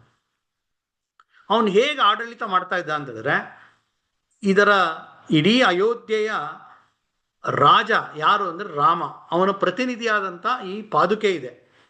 ನಾನು ಒಬ್ಬ ಟ್ರಸ್ಟಿಶಿಪ್ ಅಂತ ಹೇಳ್ತಾರೆ, ಒಬ್ಬ ಟ್ರಸ್ಟ್ ಇರ್ತಾನೆ. ಅಲ್ಲಿ ಆ ಟ್ರಸ್ಟ್ನಲ್ಲಿ ಒಂದು 50 ಕೋಟಿ ಇರ್ಬೋದು, 100 ಕೋಟಿ ಇರ್ಬೋದು, ಆದರೆ ಇವನು ಅದನ್ನು ನೋಡ್ಕೊಳ್ಳೋ ಜವಾಬ್ದಾರಿ ಅಷ್ಟೇ, ಇವನು ಅದರ ಮಾಲೀಕ ಅಲ್ಲ. ಟ್ರಸ್ಟಿಶಿಪ್ ಅಂತ ಒಂದು ಶಬ್ದ ಬಳಸ್ತಾರೆ. ಆ ರೀತಿಯ ಭಾವನೆಯಿಂದ ಇವನು 14 ವರ್ಷ ಅಯೋಧ್ಯೆಯ ಒಂದು ಆಡಳಿತವನ್ನ ನೋಡ್ಕೊಳ್ತಾನೆ. ಇದು ರಾಮನ ಸ್ವತ್ತು, ರಾಮನಿಗೆ ಸೇರಿದಂಥದ್ದು, ಇದು ನಂದಲ್ಲ, ರಾಮನಿಗೆ ಸೇರಿದ್ದು. ಅದೇ ಭಾವನೆಯಿಂದ 14 ವರ್ಷದ 365 ದಿನವೂ ಅವನು ತಪಸ್ಸಿನಂತೆ ಈ ಆಡಳಿತವನ್ನು ಮಾಡ್ತಾನೆ. ಇದು ರಾಮನಿಗೆ ಸೇರಿದ್ದು. ಈಶಾವಾಸ್ಯಮಿದಂ ಸರ್ವಂ ಯತ್ಕಿಂಚ ಜಗತ್ಯಾಂ ಜಗತ್ ಅಂತ ಏನು ಹೇಳ್ತಾರೆ, ಇದೆಲ್ಲವೂ ರಾಮನಿಗೆ ಸೇರಿದ್ದು, ಇದೆಲ್ಲ ಭಗವಂತನಿಗೆ ಸೇರಿದ್ದು ಅಂತ ನಾವು ಆ ಮಾತು ಹೇಳ್ತೀವಿ. ಅದನ್ನ ಭರತ ಅಕ್ಷರಶಃ ಅವನು ಪಾಲನೆ ಮಾಡ್ತಾನೆ. ಈ ಕಡೆ ರಾಮ ಅವರು ಕಾಡಿನಲ್ಲಿರ್ತಾರೆ. ಆಮೇಲೆ ಸೀತಾಪರಣ ಆಗುತ್ತೆ. ಇವರು ಆಮೇಲೆ ಅಲ್ಲಿ ಲಂಕೆಗೆ ಹೋಗಿ ರಾವಣನ ವಧೆ, ಅದಾದ್ಮೇಲೆ ವಿಭೀಷಣನ್ನ ಅಲ್ಲಿ ರಾಜನನ್ನಂಗೆ ಮಾಡ್ತಾರೆ. ಆಗ 14 ವರ್ಷ ಮುಗಿತಾ ಬರುತ್ತೆ. ಈಗ ವಾಪಸ್ ಬರಬೇಕು. 14 ವರ್ಷ ಕಳೆದಿದೆ, ರಾಮ ವಾಪಸ್ ಬರಬೇಕು. ಆಗ ರಾಮನ ಯೋಚನೆ ನೋಡಿ, ಅಂದ್ರೆ ಇನ್ನೊಬ್ಬರ ಹಿತವನ್ನ ಯೋಚನೆ ಮಾಡುವಂತ ಒಂದು ಗುಣ ಇದ್ಬಿಟ್ರೆ ಯಾವ ಮಟ್ಟಕ್ಕೆ ಹೋಗ್ಬೋದು ಅಂತ ರಾಮನ ಪ್ರತಿಯೊಂದು ನಡೆಯಲ್ಲೂ ನಾವು ನೋಡ್ತಾ ಹೋಗ್ಬೋದು. ಈಗ ಇವ್ರು ವಾಪಸ್ ಬರಬೇಕು ಅಂದ್ರೆ ಇವರು ಹೇಳಿದ್ದಾರೆ, ಭರತನೂ ಕೇಳಿದಾನೆ, ಅದ್ರಲ್ಲಿ ಯಾವುದೇ ರೀತಿಯ ಒಂದು ಗೊಂದಲ ಇಲ್ಲ. ಆದರೆ ರಾಮನಿಗೆ ಒಂದು ಯೋಚನೆ ಅಂದ್ರೆ, ಭರತ ರಾಜ್ಯದ ಒಂದು ಅಧಿಕಾರ ಅವನ ಕೈಯಲ್ಲಿದೆ. ಎಂಥವ್ರಿಗಾದ್ರೂ ಒಂದ್ಸಲಿ ಅಧಿಕಾರ ಅನ್ನೋದು ಸಿಕ್ಕಿದ್ಮೇಲೆ, ಅದರ ಒಂದು ರುಚಿ ಹತ್ತದ್ಮೇಲೆ ಬಿಡಕ್ಕೆ ಕಷ್ಟ ತುಂಬ. ನಾವು ನೋಡ್ತಾ ಇದ್ದೀವಿ, 2 ಪಕ್ಷಗಳು ಸೇರಿ ಅವ್ರು ಹೊಂದಾಣಿಕೆ ಮಾಡ್ಕೊಳ್ತಾರೆ. ಅರ್ಧ ಟರ್ಮ್ ನಾವು ಆಳ್ವಿಕೆ ಮಾಡೋಣ ಅಂತ, ಇನ್ನರ್ಧ ಟರ್ಮ್ ಇನ್ನೊಂದು ಪಕ್ಷ, ಈ ಅರ್ಧ ಟರ್ಮ್ ಮುಗಿತಾ ಇದ್ದಂಗೆ ವಿಡ್ರಾ ಮಾಡ್ತಾರೆ. ಅನೇಕ ಕಡೆ ನಡೆದಿದೆ. ಕರ್ನಾಟಕದಲ್ಲಾಗಿದೆ, ಉತ್ತರ ಪ್ರದೇಶದಲ್ಲಾಗಿದೆ, ಅಥವಾ ಇವತ್ತು ಕರ್ನಾಟಕದಲ್ಲಿ ಆಗ್ತಾ ಇರೋಂಥ ಸ್ಥಿತಿ ನೋಡ್ಬೋದು. ಅಂದ್ರೆ ಆ ಕುರ್ಚಿ ಅನ್ನೋದು ಹಾಗೆ, ಎಷ್ಟೋ 2 ವರ್ಷ 2.5 ವರ್ಷಕ್ಕೆ ಈ ತರ ಇರುತ್ತೆ, ಮತ್ತೆ ಒಂದು ರಾಜ್ಯಕ್ಕೆ. ಆದರೆ ದೊಡ್ಡ ಸಾಮ್ರಾಜ್ಯಕ್ಕೆ ಒಡೆತನ ಇರತಕ್ಕಂಥ ಭರತ 14 ವರ್ಷ ಅವನು ಆಳ್ವಿಕೆ ಮಾಡಿಯಾನೆ. ಹಾಗಾಗಿ ಅವನಿಗೆ ಅಕಸ್ಮಾತ್ ನಾನೇ ಮುಂದುವರಿಬೇಕು ಅಂತ ಮನಸ್ಸಿನಲ್ಲಿ ಬಂದಿದ್ರೆ, ನಮ್ಗೆ ಗೊತ್ತಿಲ್ಲ, ಯಾಕಂದ್ರೆ ರಾಮ ಭರತ ಯಾವುದೇ ಸಂವಹನ ಕಮ್ಯುನಿಕೇಶನ್ ಇಲ್ಲ, ಯಾವುದೇ ರೀತಿ ಪತ್ರ ವ್ಯವಹಾರ ಏನು ನಡೆದಿಲ್ಲ. ಅಂದ್ರೆ ಅಕಸ್ಮಾತ್ ಅವ್ರ ಮನಸ್ಸಿನಲ್ಲೇ ನಾನೇ ಇದ್ಬಿಡೋಣ ಅಂತ ಬಂದಿದ್ರೆ, ನಾನು ಹೋದ್ರೆ ಅವನು ಒಂದು ರೀತಿಯ ಏನಂತಾರೆ ಮಾತು ಕೊಟ್ಬಿಟ್ಟಿನಲ್ಲ, ಆಬ್ಲಿಗೇಷನ್ಗೋಸ್ಕರ ಕೊಡ್ಬೇಕಾಗತ್ತಲ್ಲ ಅಂತ, ಅದು ಆಗ್ಬಾರ್ದು ಅಂತ ರಾಮನ ಯೋಚನೆ. ಹಾಗಾಗಿ ಇವರು ವಾಪಸ್ ಬರ್ತಾರೆ. ಇವರು ಭರದ್ವಾಜರ ಆಶ್ರಮದಲ್ಲಿ ಉಳ್ಕೊಳ್ತಾರೆ. ರಾಮ ಹೇಳ್ತಾನೆ, ಹನುಮಂತ ನೀನು ಹೋಗು, 14 ವರ್ಷ ಇನ್ನೇನು ಮುಗಿತಾ ಇದೆ ಆ ದಿನಕ್ಕೆ, ನೀನು ಒಂದು ಬ್ರಾಹ್ಮಣ ವೇಷದಿಂದ ಹೋಗ್ಬಿಟ್ಟು ರಾಮ ಬರ್ತಾ ಇದ್ದಾನೆ ಅನ್ನುವ ಒಂದು ವಿಚಾರವನ್ನ ಅವನ ಭರತನ ಕಿವಿಗೆ ಬೀಳೋ ರೀತಿ ಮಾಡು. ಅವನ ರಿಯಾಕ್ಷನ್ ಯಾವ ತರ ಇರುತ್ತೆ ನೋಡು. ಅಕಸ್ಮಾತ್ ಅಯ್ಯೋ ಬರ್ತಾ ಇದ್ದಾನ ಅಂತ ಅನ್ಸತ್ತ, ಅಥವಾ ಸಂಭ್ರಮ ಪಡ್ತಾನ, ಏನಾಗತ್ತೆ ಅನ್ನೋದು ಗುರ್ತಿಸೋ. ಒಂದು ಸಣ್ಣ ಎಳೆ ಅವನ್ಗೆ ಯಾಕಪ್ಪ ಬರ್ತಾ ಇದ್ದಾನೆ ಅಂತ ನಿಲ್ಸ್ಬಿಟ್ರೆ ಬಂದು ಹೇಳು, ನಾವಿಲ್ಲೇ ಕಾಡಲ್ಲೇ ಇದ್ಬೇಡ, ಇಷ್ಟು ಸಮಯನೇ ಇದ್ದಾಯ್ತು, ಇನ್ನು ಮುಂದುವರಿಯೋಣ, ತೊಂದರೆ ಇಲ್ಲ ಅಂತ ಹನುಮಂತನ್ ಕಳಿಸ್ತಾನೆ. ಯಾಕೆಂದ್ರೆ ಹನುಮಂತ ಭಾರಿ ಚಾಣಾಕ್ಷ. ಅವನ್ಗೆ ಹೇಳ್ತಾರಲ್ಲ, ಹನುಮಂತನೇ ಬರೀ ಬಲ ಅಲ್ಲ, ಬುದ್ಧಿರ್ಬಲಂ ಯಶೋಧೈರ್ಯಂ ನಾವು ಅವನ್ಗೆ ಹೇಳೋದು. ಅತ್ಯಂತ ಚಾಣಾಕ್ಷತನದಿಂದ ಹನುಮಂತ ಹೋಗ್ತಾನೆ. ಅಲ್ಲಿ ರಾಮನ ಆಗಮನದ ಸುದ್ದಿಯನ್ನ ಭರತನ ಕಿವಿಗೆ ಬೀಳ್ತಾ ಇದ್ದಂಗೆ ಸ್ಪಾಂಟೇನಿಯಸ್ ಆಗಿ ಭರತನ ಕಣ್ಣಲ್ಲಿ ಆನಂದ ಬಾಷ್ಪ ಬರುತ್ತೆ, ಅವನ ಮುಖ ಅರಳೋಗತ್ತೆ. ರಾಮ ಬಂದಿಲ್ಲ, ಇನ್ನು ಬರ್ತಾ ಇದ್ದಾನೆ ಅನ್ನುವ ಸುದ್ದಿ ಕೇಳಿ ಅವನ್ಗೆ ಎಷ್ಟು ಆನಂದ ಆಗುತ್ತೆ. ಆಗ ಹನುಮಂತ ಅನ್ಕೊಳ್ತಾನೆ, ಎಂತ ಅಣ್ಣ, ಎಂತ ತಮ್ಮ ಅಪ್ಪ, ಏನ್ ಅದ್ಭುತವಾದಂತಹ ಚಾರಿತ್ರ್ಯವಂತರಿದ್ದಾರೆ ಇವರು ಅಂತ ಹೇಳಿ ಕಡೆಗೆ ರಾಮನಿಗೆ ತಿಳಿಸಿದ್ಮೇಲೆ ರಾಮನ ಆಗಮನ ಅಂತ. ರಾಮ ಅಯೋಧ್ಯೆಗೆ ಬರ್ತಾನೆ. ಇವತ್ತಿಗೂ ಅಯೋಧ್ಯೆಯಲ್ಲಿ ರಾಮ ಬಂದಂಥ ಸಂದರ್ಭ ಏನಿದೆ, ದೀಪಾವಳಿ ಸಮಯದಲ್ಲಿ ವಿಶೇಷ ಅಲಂಕಾರ ಮಾಡ್ತಾರೆ, ದೀಪಾಲಂಕಾರ ಮಾಡಿ ಅಯೋಧ್ಯೆಯೇ ಒಂದು ವೈಭವದಿಂದ ಆ ಸ್ವಾಗತವನ್ನು ಮಾಡಿದ್ರು ಆವಾಗ. ಅದರ ನೆನಪಿಗಾಗಿ ಇವತ್ತಿಗೂ ಆ ಮಾಡ್ತಕ್ಕಂತಹ ಪದ್ಧತಿ ಈಗ ಮತ್ತೆ ಪುನರುಜ್ಜೀವನ ಮಾಡಿದಾರಲ್ಲಿ. ರಾಮ ಬರ್ತಾನೆ, ಇವನಿಗೆ ಭರತನಿಗೆ ಆನಂದದ ಪಾರವೇ ಇಲ್ಲ. ಹೋಗಿ ಅವನ ಕಾಲಿಗೆ ಬಿದ್ದು ಅವನ ಕಾಲಿಗೆ ಆ ಪಾದುಕೆಯನ್ನು ಹಾಕಿ ಅವನ್ನ ಒಳಗಡೆ ಕರ್ಕೊಂಡ್ಬರ್ತಾನೆ. ಬಂದು ರಾಮನನ್ನ ಆ ಅಯೋಧ್ಯೆಯ ಸಿಂಹಾಸನದ ಮೇಲೆ ಕೂಡಿಸಿ ದೊಡ್ಡ ಒಂಥರ ಭಾರವನ್ನ, ಹೇಗೆ ನಾವು ಒಂದು ಜವಾಬ್ದಾರಿ, ತುಂಬ ದೊಡ್ಡ ಜವಾಬ್ದಾರಿ ನಿರ್ವಹಿಸ್ಬೇಕಾದ್ರೆ ಆ ಭಾರ ಇರುತ್ತಲ್ಲ, ಆ ರೀತಿಯ ಭಾರ ಮುಕ್ತನಾದಂಥ ಅನುಭವ ಆಗುತ್ತೆ. ಜೊತೆಗೆ ವಿಪರೀತ ಆನಂದ. ಈ ಆನಂದದ ಕ್ಷಣಕ್ಕೋಸ್ಕರ 14 ವರ್ಷ ಪ್ರತಿನಿತ್ಯ ಲೆಕ್ಕಾಚಾರ ಆಗ್ತಾ ಇರ್ತಾನೆ. ಭರತ ಹೇಳಿರ್ತಾನೆ, ಪ್ರತಿನಿತ್ಯ ಲೆಕ್ಕ ಇಟ್ಕೊಳ್ತೀನಿ ನಾನು ಅಂತ. ಅಕ್ಷರಶಃ ಆ ರೀತಿ ಅವನು ಅಲ್ಲಿದ್ದು ಆ ರಾಮನ ಒಂದು ಪಟ್ಟಾಭಿಷೇಕದ ಆನಂದವನ್ನ ನೋಡ್ತಾನೆ. ಮುಂದೆ ಅವನು ಯಾಕೆಂದ್ರೆ ಆಡಳಿತ ಮಾಡಿರ್ತಾನೆ, ಅವನು ಬೇಕಾಗಿದೆ, ಅವನು ಕೂಡ ಯುವರಾಜ ಆಗಿ ಮುಂದುವರಿತಾನೆ. ಮುಂದೆ ಅವನನ್ನ ಇವತ್ತಿನ ಏನು ಸಿಂಧ್ ಮತ್ತೆ ಬಲೂಚಿಸ್ತಾನ್ ಮತ್ತು ಆ ಕಡೆ ಭಾಗದಲ್ಲಿ ಅವನನ್ನ ರಾಮ ಕಳಿಸ್ತಾನೆ, ಅಲ್ಲಿ ಶತ್ರುಗಳನ್ನ ನಿಗ್ರಹ ಮಾಡು ಅಂತ ಹೇಳಿ. ಅಲ್ಲಿ ಹೋಗಿ ಅವನು 2 ನಗರವನ್ನ ಕಟ್ತಾನೆ, ತಕ್ಷ ಮತ್ತು ಪುಷ್ಕಲಾವತಿ ಅಂತ. ತಕ್ಷ ಅಂತ ಮಗ ಇರ್ತಾನೆ, ಪುಷ್ಕರ ಅಂತ ಮಗ ಇರ್ತಾನೆ. ಅವರಿಬ್ಬರ ಹೆಸರಿನಲ್ಲಿ 2 ದೊಡ್ಡ ನಗರವನ್ನು ಕಟ್ತಾನೆ. ಆವತ್ತಿನ ಗಾಂಧಾರದ ಕೇಂದ್ರ ಆಗಿರುತ್ತದೆ. ಇವತ್ತದು ತಕ್ಷಶಿಲಾ ಅಂತ ಮುಂದೆ ದೊಡ್ಡ ವಿಶ್ವವಿದ್ಯಾಲಯ ಆಗತ್ತೆ, ವಿದ್ಯಾದ ಕೇಂದ್ರ ಆಗತ್ತೆ. ಮುಂದೆ ಆ ಪುಷ್ಕಲಾವತಿ ಅನ್ನೋದು ಅದು ಕೂಡ ಇವತ್ತಿನ ಪಾಕಿಸ್ತಾನದ ಭಾಗದಲ್ಲಿ ಬರುತ್ತೆ. ಆ ದೊಡ್ಡ ನಗರವನ್ನು ಸ್ಥಾಪನೆ ಮಾಡ್ತಾನೆ. ಮುಂದೆ ರಾಮ ಅವತಾರ ಸಮಾಪ್ತಿ ಆದಾಗ ರಾಮನ ಜೊತೆ ಇವನು ಕೂಡ ಸರಿಯೂ ನದಿಯ ಒಂದು ಪ್ರವೇಶವನ್ನು ಇವನು ಕೂಡ ಮಾಡ್ತಾನೆ. ಇದರೊಂದಿಗೆ ಭರತನ ಪಾತ್ರ ಅಂತ್ಯ ಆಗತ್ತೆ. ಭರತನ ಈ ಪಾತ್ರವನ್ನು ನಾವು ನೋಡ್ತಾ ಇದ್ರೆ ಒಂದ್ ಕಡೆ ವೈಯಕ್ತಿಕ ಹಿತಾಸಕ್ತಿ, ಇನ್ನೊಂದ್ ಕಡೆ ಧರ್ಮ. ಇದೆರಡರ ಮಧ್ಯೆ ಒಂದು ಸಂಘರ್ಷ ಅಂತಲ್ಲ, ಎರಡು ಆಯ್ಕೆ ಬಂದಾಗ ಯಾವಾಗ್ಲೂ ಭರತ ಧರ್ಮದ ದಾರಿಯಲ್ಲೇ ಹೋಗ್ತಾ ಇರ್ತಾನೆ. ತನ್ನ ವೈಯಕ್ತಿಕ ಹಿತಾಸಕ್ತಿ, ಸ್ವಾರ್ಥ, ತನಗೆ ಒಳ್ಳೇದಾಗುವಂಥದನ್ನ ಯಾವಾಗ್ಲೂ ಕಡೆಗಿಟ್ಟು ಧರ್ಮಕ್ಕೆ ಅವನು ಪ್ರಾಧಾನ್ಯತೆ ಕೊಡ್ತಾ ಇರ್ತಾನೆ. ಧರ್ಮದ ಪ್ರಧಾನ, ಧರ್ಮದ ದಾರಿಯಲ್ಲೇ ನಾನು ನಡಿಬೇಕು ಅಂತ ಹೆಜ್ಜೆ ಹೆಜ್ಜೆಗೂ ಅವನು ನಡೆದಿರೋದು ನಾವು ನೋಡ್ತೀವಿ. ವೈರಾಗ್ಯ ಅಂತ ಒಂದು ಮಾತು ನಾವು ಕೇಳ್ತೀವಿ. ವೈರಾಗ್ಯ ಅಂದ್ರೆ ಬೇಡ ಅಂತ ಬಿಡೋದು. ವೈರಾಗ್ಯದಲ್ಲಿ ಅನೇಕ ತರ ಇದೆ. ಸ್ಮಶಾನ ವೈರಾಗ್ಯ ಅಂತ ಕರೀತಾರೆ. ಸ್ಮಶಾನ ವೈರಾಗ್ಯ ಅಂದ್ರೆ ಯಾರು ತೀರ್ಕೊಂಡಾಗ ಅವರ ಏನು ಕಳೆ ಬರ ಇರುತ್ತಲ್ಲ ಅದನ್ನ ನೋಡಿದಾಗ, ಅವ್ರನ್ನ ಕರ್ಕೊಂಡೋಗಿ ಅಂತ್ಯ ಸಂಸ್ಕಾರ ಮಾಡೋದು, ಅದನ್ನೆಲ್ಲ ನೋಡಿದಾಗ ಇಷ್ಟೇನಪ್ಪ ಬದುಕು ಅಂತ ಒಂದು ರೀತಿಯ ವೈರಾಗ್ಯ ಬರುತ್ತೆ ಎಲ್ರಿಗೂ. ಎಂಥವ್ರಿಗಾದ್ರೂ ಆ ದೃಶ್ಯವನ್ನು ನೋಡಿದ್ರೆ ಇಷ್ಟೆಲ್ಲ ಒದ್ದಾಡ್ತೀವಿ, ಕಡೆಗೆ ಇಷ್ಟೇನಾ, ಇದಕ್ಕಾಗಿ ನಾವು ಕಷ್ಟಪಡ್ಬೇಕಾ ಅಂತ ಹೇಳಿ ವೈರಾಗ್ಯದ ಮಾತನ್ನು ಎಲ್ಲರೂ ಅಲ್ಲಿ ಆಡ್ತಾ ಇರ್ತಾರೆ. ಆಮೇಲೆ ಮನೆಗೆ ಬರ್ತಾರೆ, ಸ್ನಾನ ಮಾಡಿ ಬೇರೆ ಬಟ್ಟೆ ಹಾಕೊಳ್ತಾ ಹಂಗೆ ಅದೆಲ್ಲ ಹೊಟ್ಟೋಗುತ್ತೆ. ಅದಕ್ಕೆ ಅದನ್ನು ಸ್ಮಶಾನ ವೈರಾಗ್ಯ ಅಂತ ಕರೀತಾರೆ. ಆ ಕ್ಷಣದಲ್ಲಿ ಆ ವೈರಾಗ್ಯ ಅಂತ ಒಂದು ಸ್ವಲ್ಪ ಹೊತ್ತಿರುತ್ತೆ, ಯಾಕೆಂದ್ರೆ ಆ ಸಂದರ್ಭಕ್ಕೋಸ್ಕರ. ಇನ್ನೊಂದು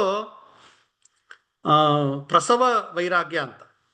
ತಾಯಿ ಮಗುವನ್ನು ಹೆರ್ಬೇಕಾದ್ರೆ ಎಷ್ಟು ನೋವಾಗತ್ತೆ, ಆವಾಗ ಅನ್ಕೊಳ್ತಾಳಂತಪ್ಪ ಸಾಕು, ಇನ್ಯಾವತ್ತು ಇನ್ನೊಂದು ಮಗು ಬೇಡ ನನಗೆ ಅಂತ.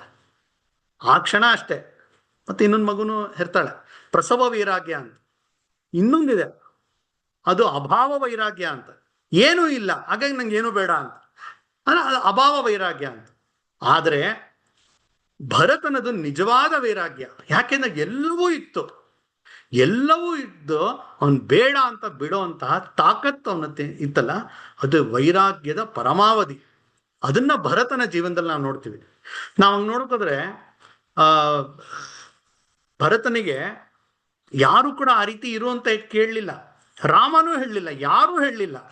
ಆದ್ರೆ ಅವನೇ ಹಾಕೊಂಡಂತ ಭರತ. ಯಾಕೆ ನನ್ನಿಂದ ಹಿಂಗಾಗೋಯ್ತು ರಾಮನಿಗೆ, ಹಾಗಾಗಿ ನಾನು ಅವನ ತರನೇ ಕಷ್ಟಪಡ್ತೀನಿ ಅಂತ ಅವನೇ ಹಾಕೊಂಡಂತ ನಿಬಂಧನೆ. ಆರಾಮಾಗಿ ಅರಮನೆಯಲ್ಲಿ 14 ವರ್ಷ ಇರ್ಬೋದಾಯ್ತು, ಯಾರು ಕೂಡ ಅವನಿಗೆ ತಪ್ಪು ಅಂತ ಹೇಳ್ತಾ ಇರಲಿಲ್ಲ. ಯಾಕೆಂದ್ರೆ ರಾಮನೇ ಹೇಳಿದ್ದ ನೀ ರಾಜ್ಯಭಾರ ಮಾಡು ಅಂತ. ಆದ್ರೆ ಅವನು ಈ ಕಷ್ಟದ ದಾರಿಯನ್ನೇ ತಗೊಳ್ತಾನೆ. ಅಂದ್ರೆ ವೈರಾಗ್ಯ ಅಂತ ಹೇಳಿದ್ರೆ ಅದು ಆ ತಾಕತ್ತಿರ್ಬೇಕು. ಸೂರ್ಯ ಸಿಂಹಾಸನ ಆರಾಮಾಗಿ ತಾಯಿಯ ಪಿತೂರಿಯಿಂದ ಸಿಕ್ತು ತನಗೆ, ಎಂತ ಮಜಾ ಮಾಡ್ಬೋದಾಯ್ತು. ಆದ್ರೆ ಅದು ಧರ್ಮದ ರೀತಿಯಲ್ಲಿ ಸಿಗಲಿಲ್ಲ, ನಾನು ಅದಕ್ಕೆ ಅರ್ಹನಲ್ಲ ಅನ್ನುವ ಕಾರಣಕ್ಕೋಸ್ಕರ ಅದನ್ನ ಅವನು ಒಪ್ಪಲ್ಲ. ಇನ್ನ ಲಕ್ಷ್ಮಣ ಮತ್ತೆ ಭರತವನ್ನ ಸಣ್ಣ ಒಂದು ಹೋಲಿಕೆ ಮಾಡಿದಾಗ, ಲಕ್ಷ್ಮಣನು ಕಷ್ಟಪಟ್ಟ. ಅವನು ಕೂಡ ಒಂದು ಏನು ರಾಮನಂತೆ ಅವನು ಕೂಡ 14 ವರ್ಷ ಎಷ್ಟು ಕಷ್ಟಪಟ್ಟಾನ. ಅವನು ಆರಾಮಾಗಿರ್ಬೋದಾಯ್ತು, ಇಷ್ಟಪಟ್ಟ. ಆದ್ರೆ ವ್ಯತ್ಯಾಸ ಅಂದ್ರೆ ಲಕ್ಷ್ಮಣನಿಗೆ ರಾಮನ ಸಾಮೀಪ್ಯ ಸಿಕ್ತು, ರಾಮನ ಸಹವಾಸ ಸಿಕ್ತು, ರಾಮನ ಜೊತೆಗೇ ಇದ್ದ. ಭರತನಿಗೆ ಅದು ಸಿಗ್ಲಿಲ್ಲ, ಮತ್ತೆ ಕಾಡಿಗೂ ಹೋಗ್ಲಿಲ್ಲ. ಕಾಡಲ್ಲಿದ್ದಷ್ಟೇ ಕಷ್ಟಪಟ್ಟಂತಹ ದೊಡ್ಡ ಇದು.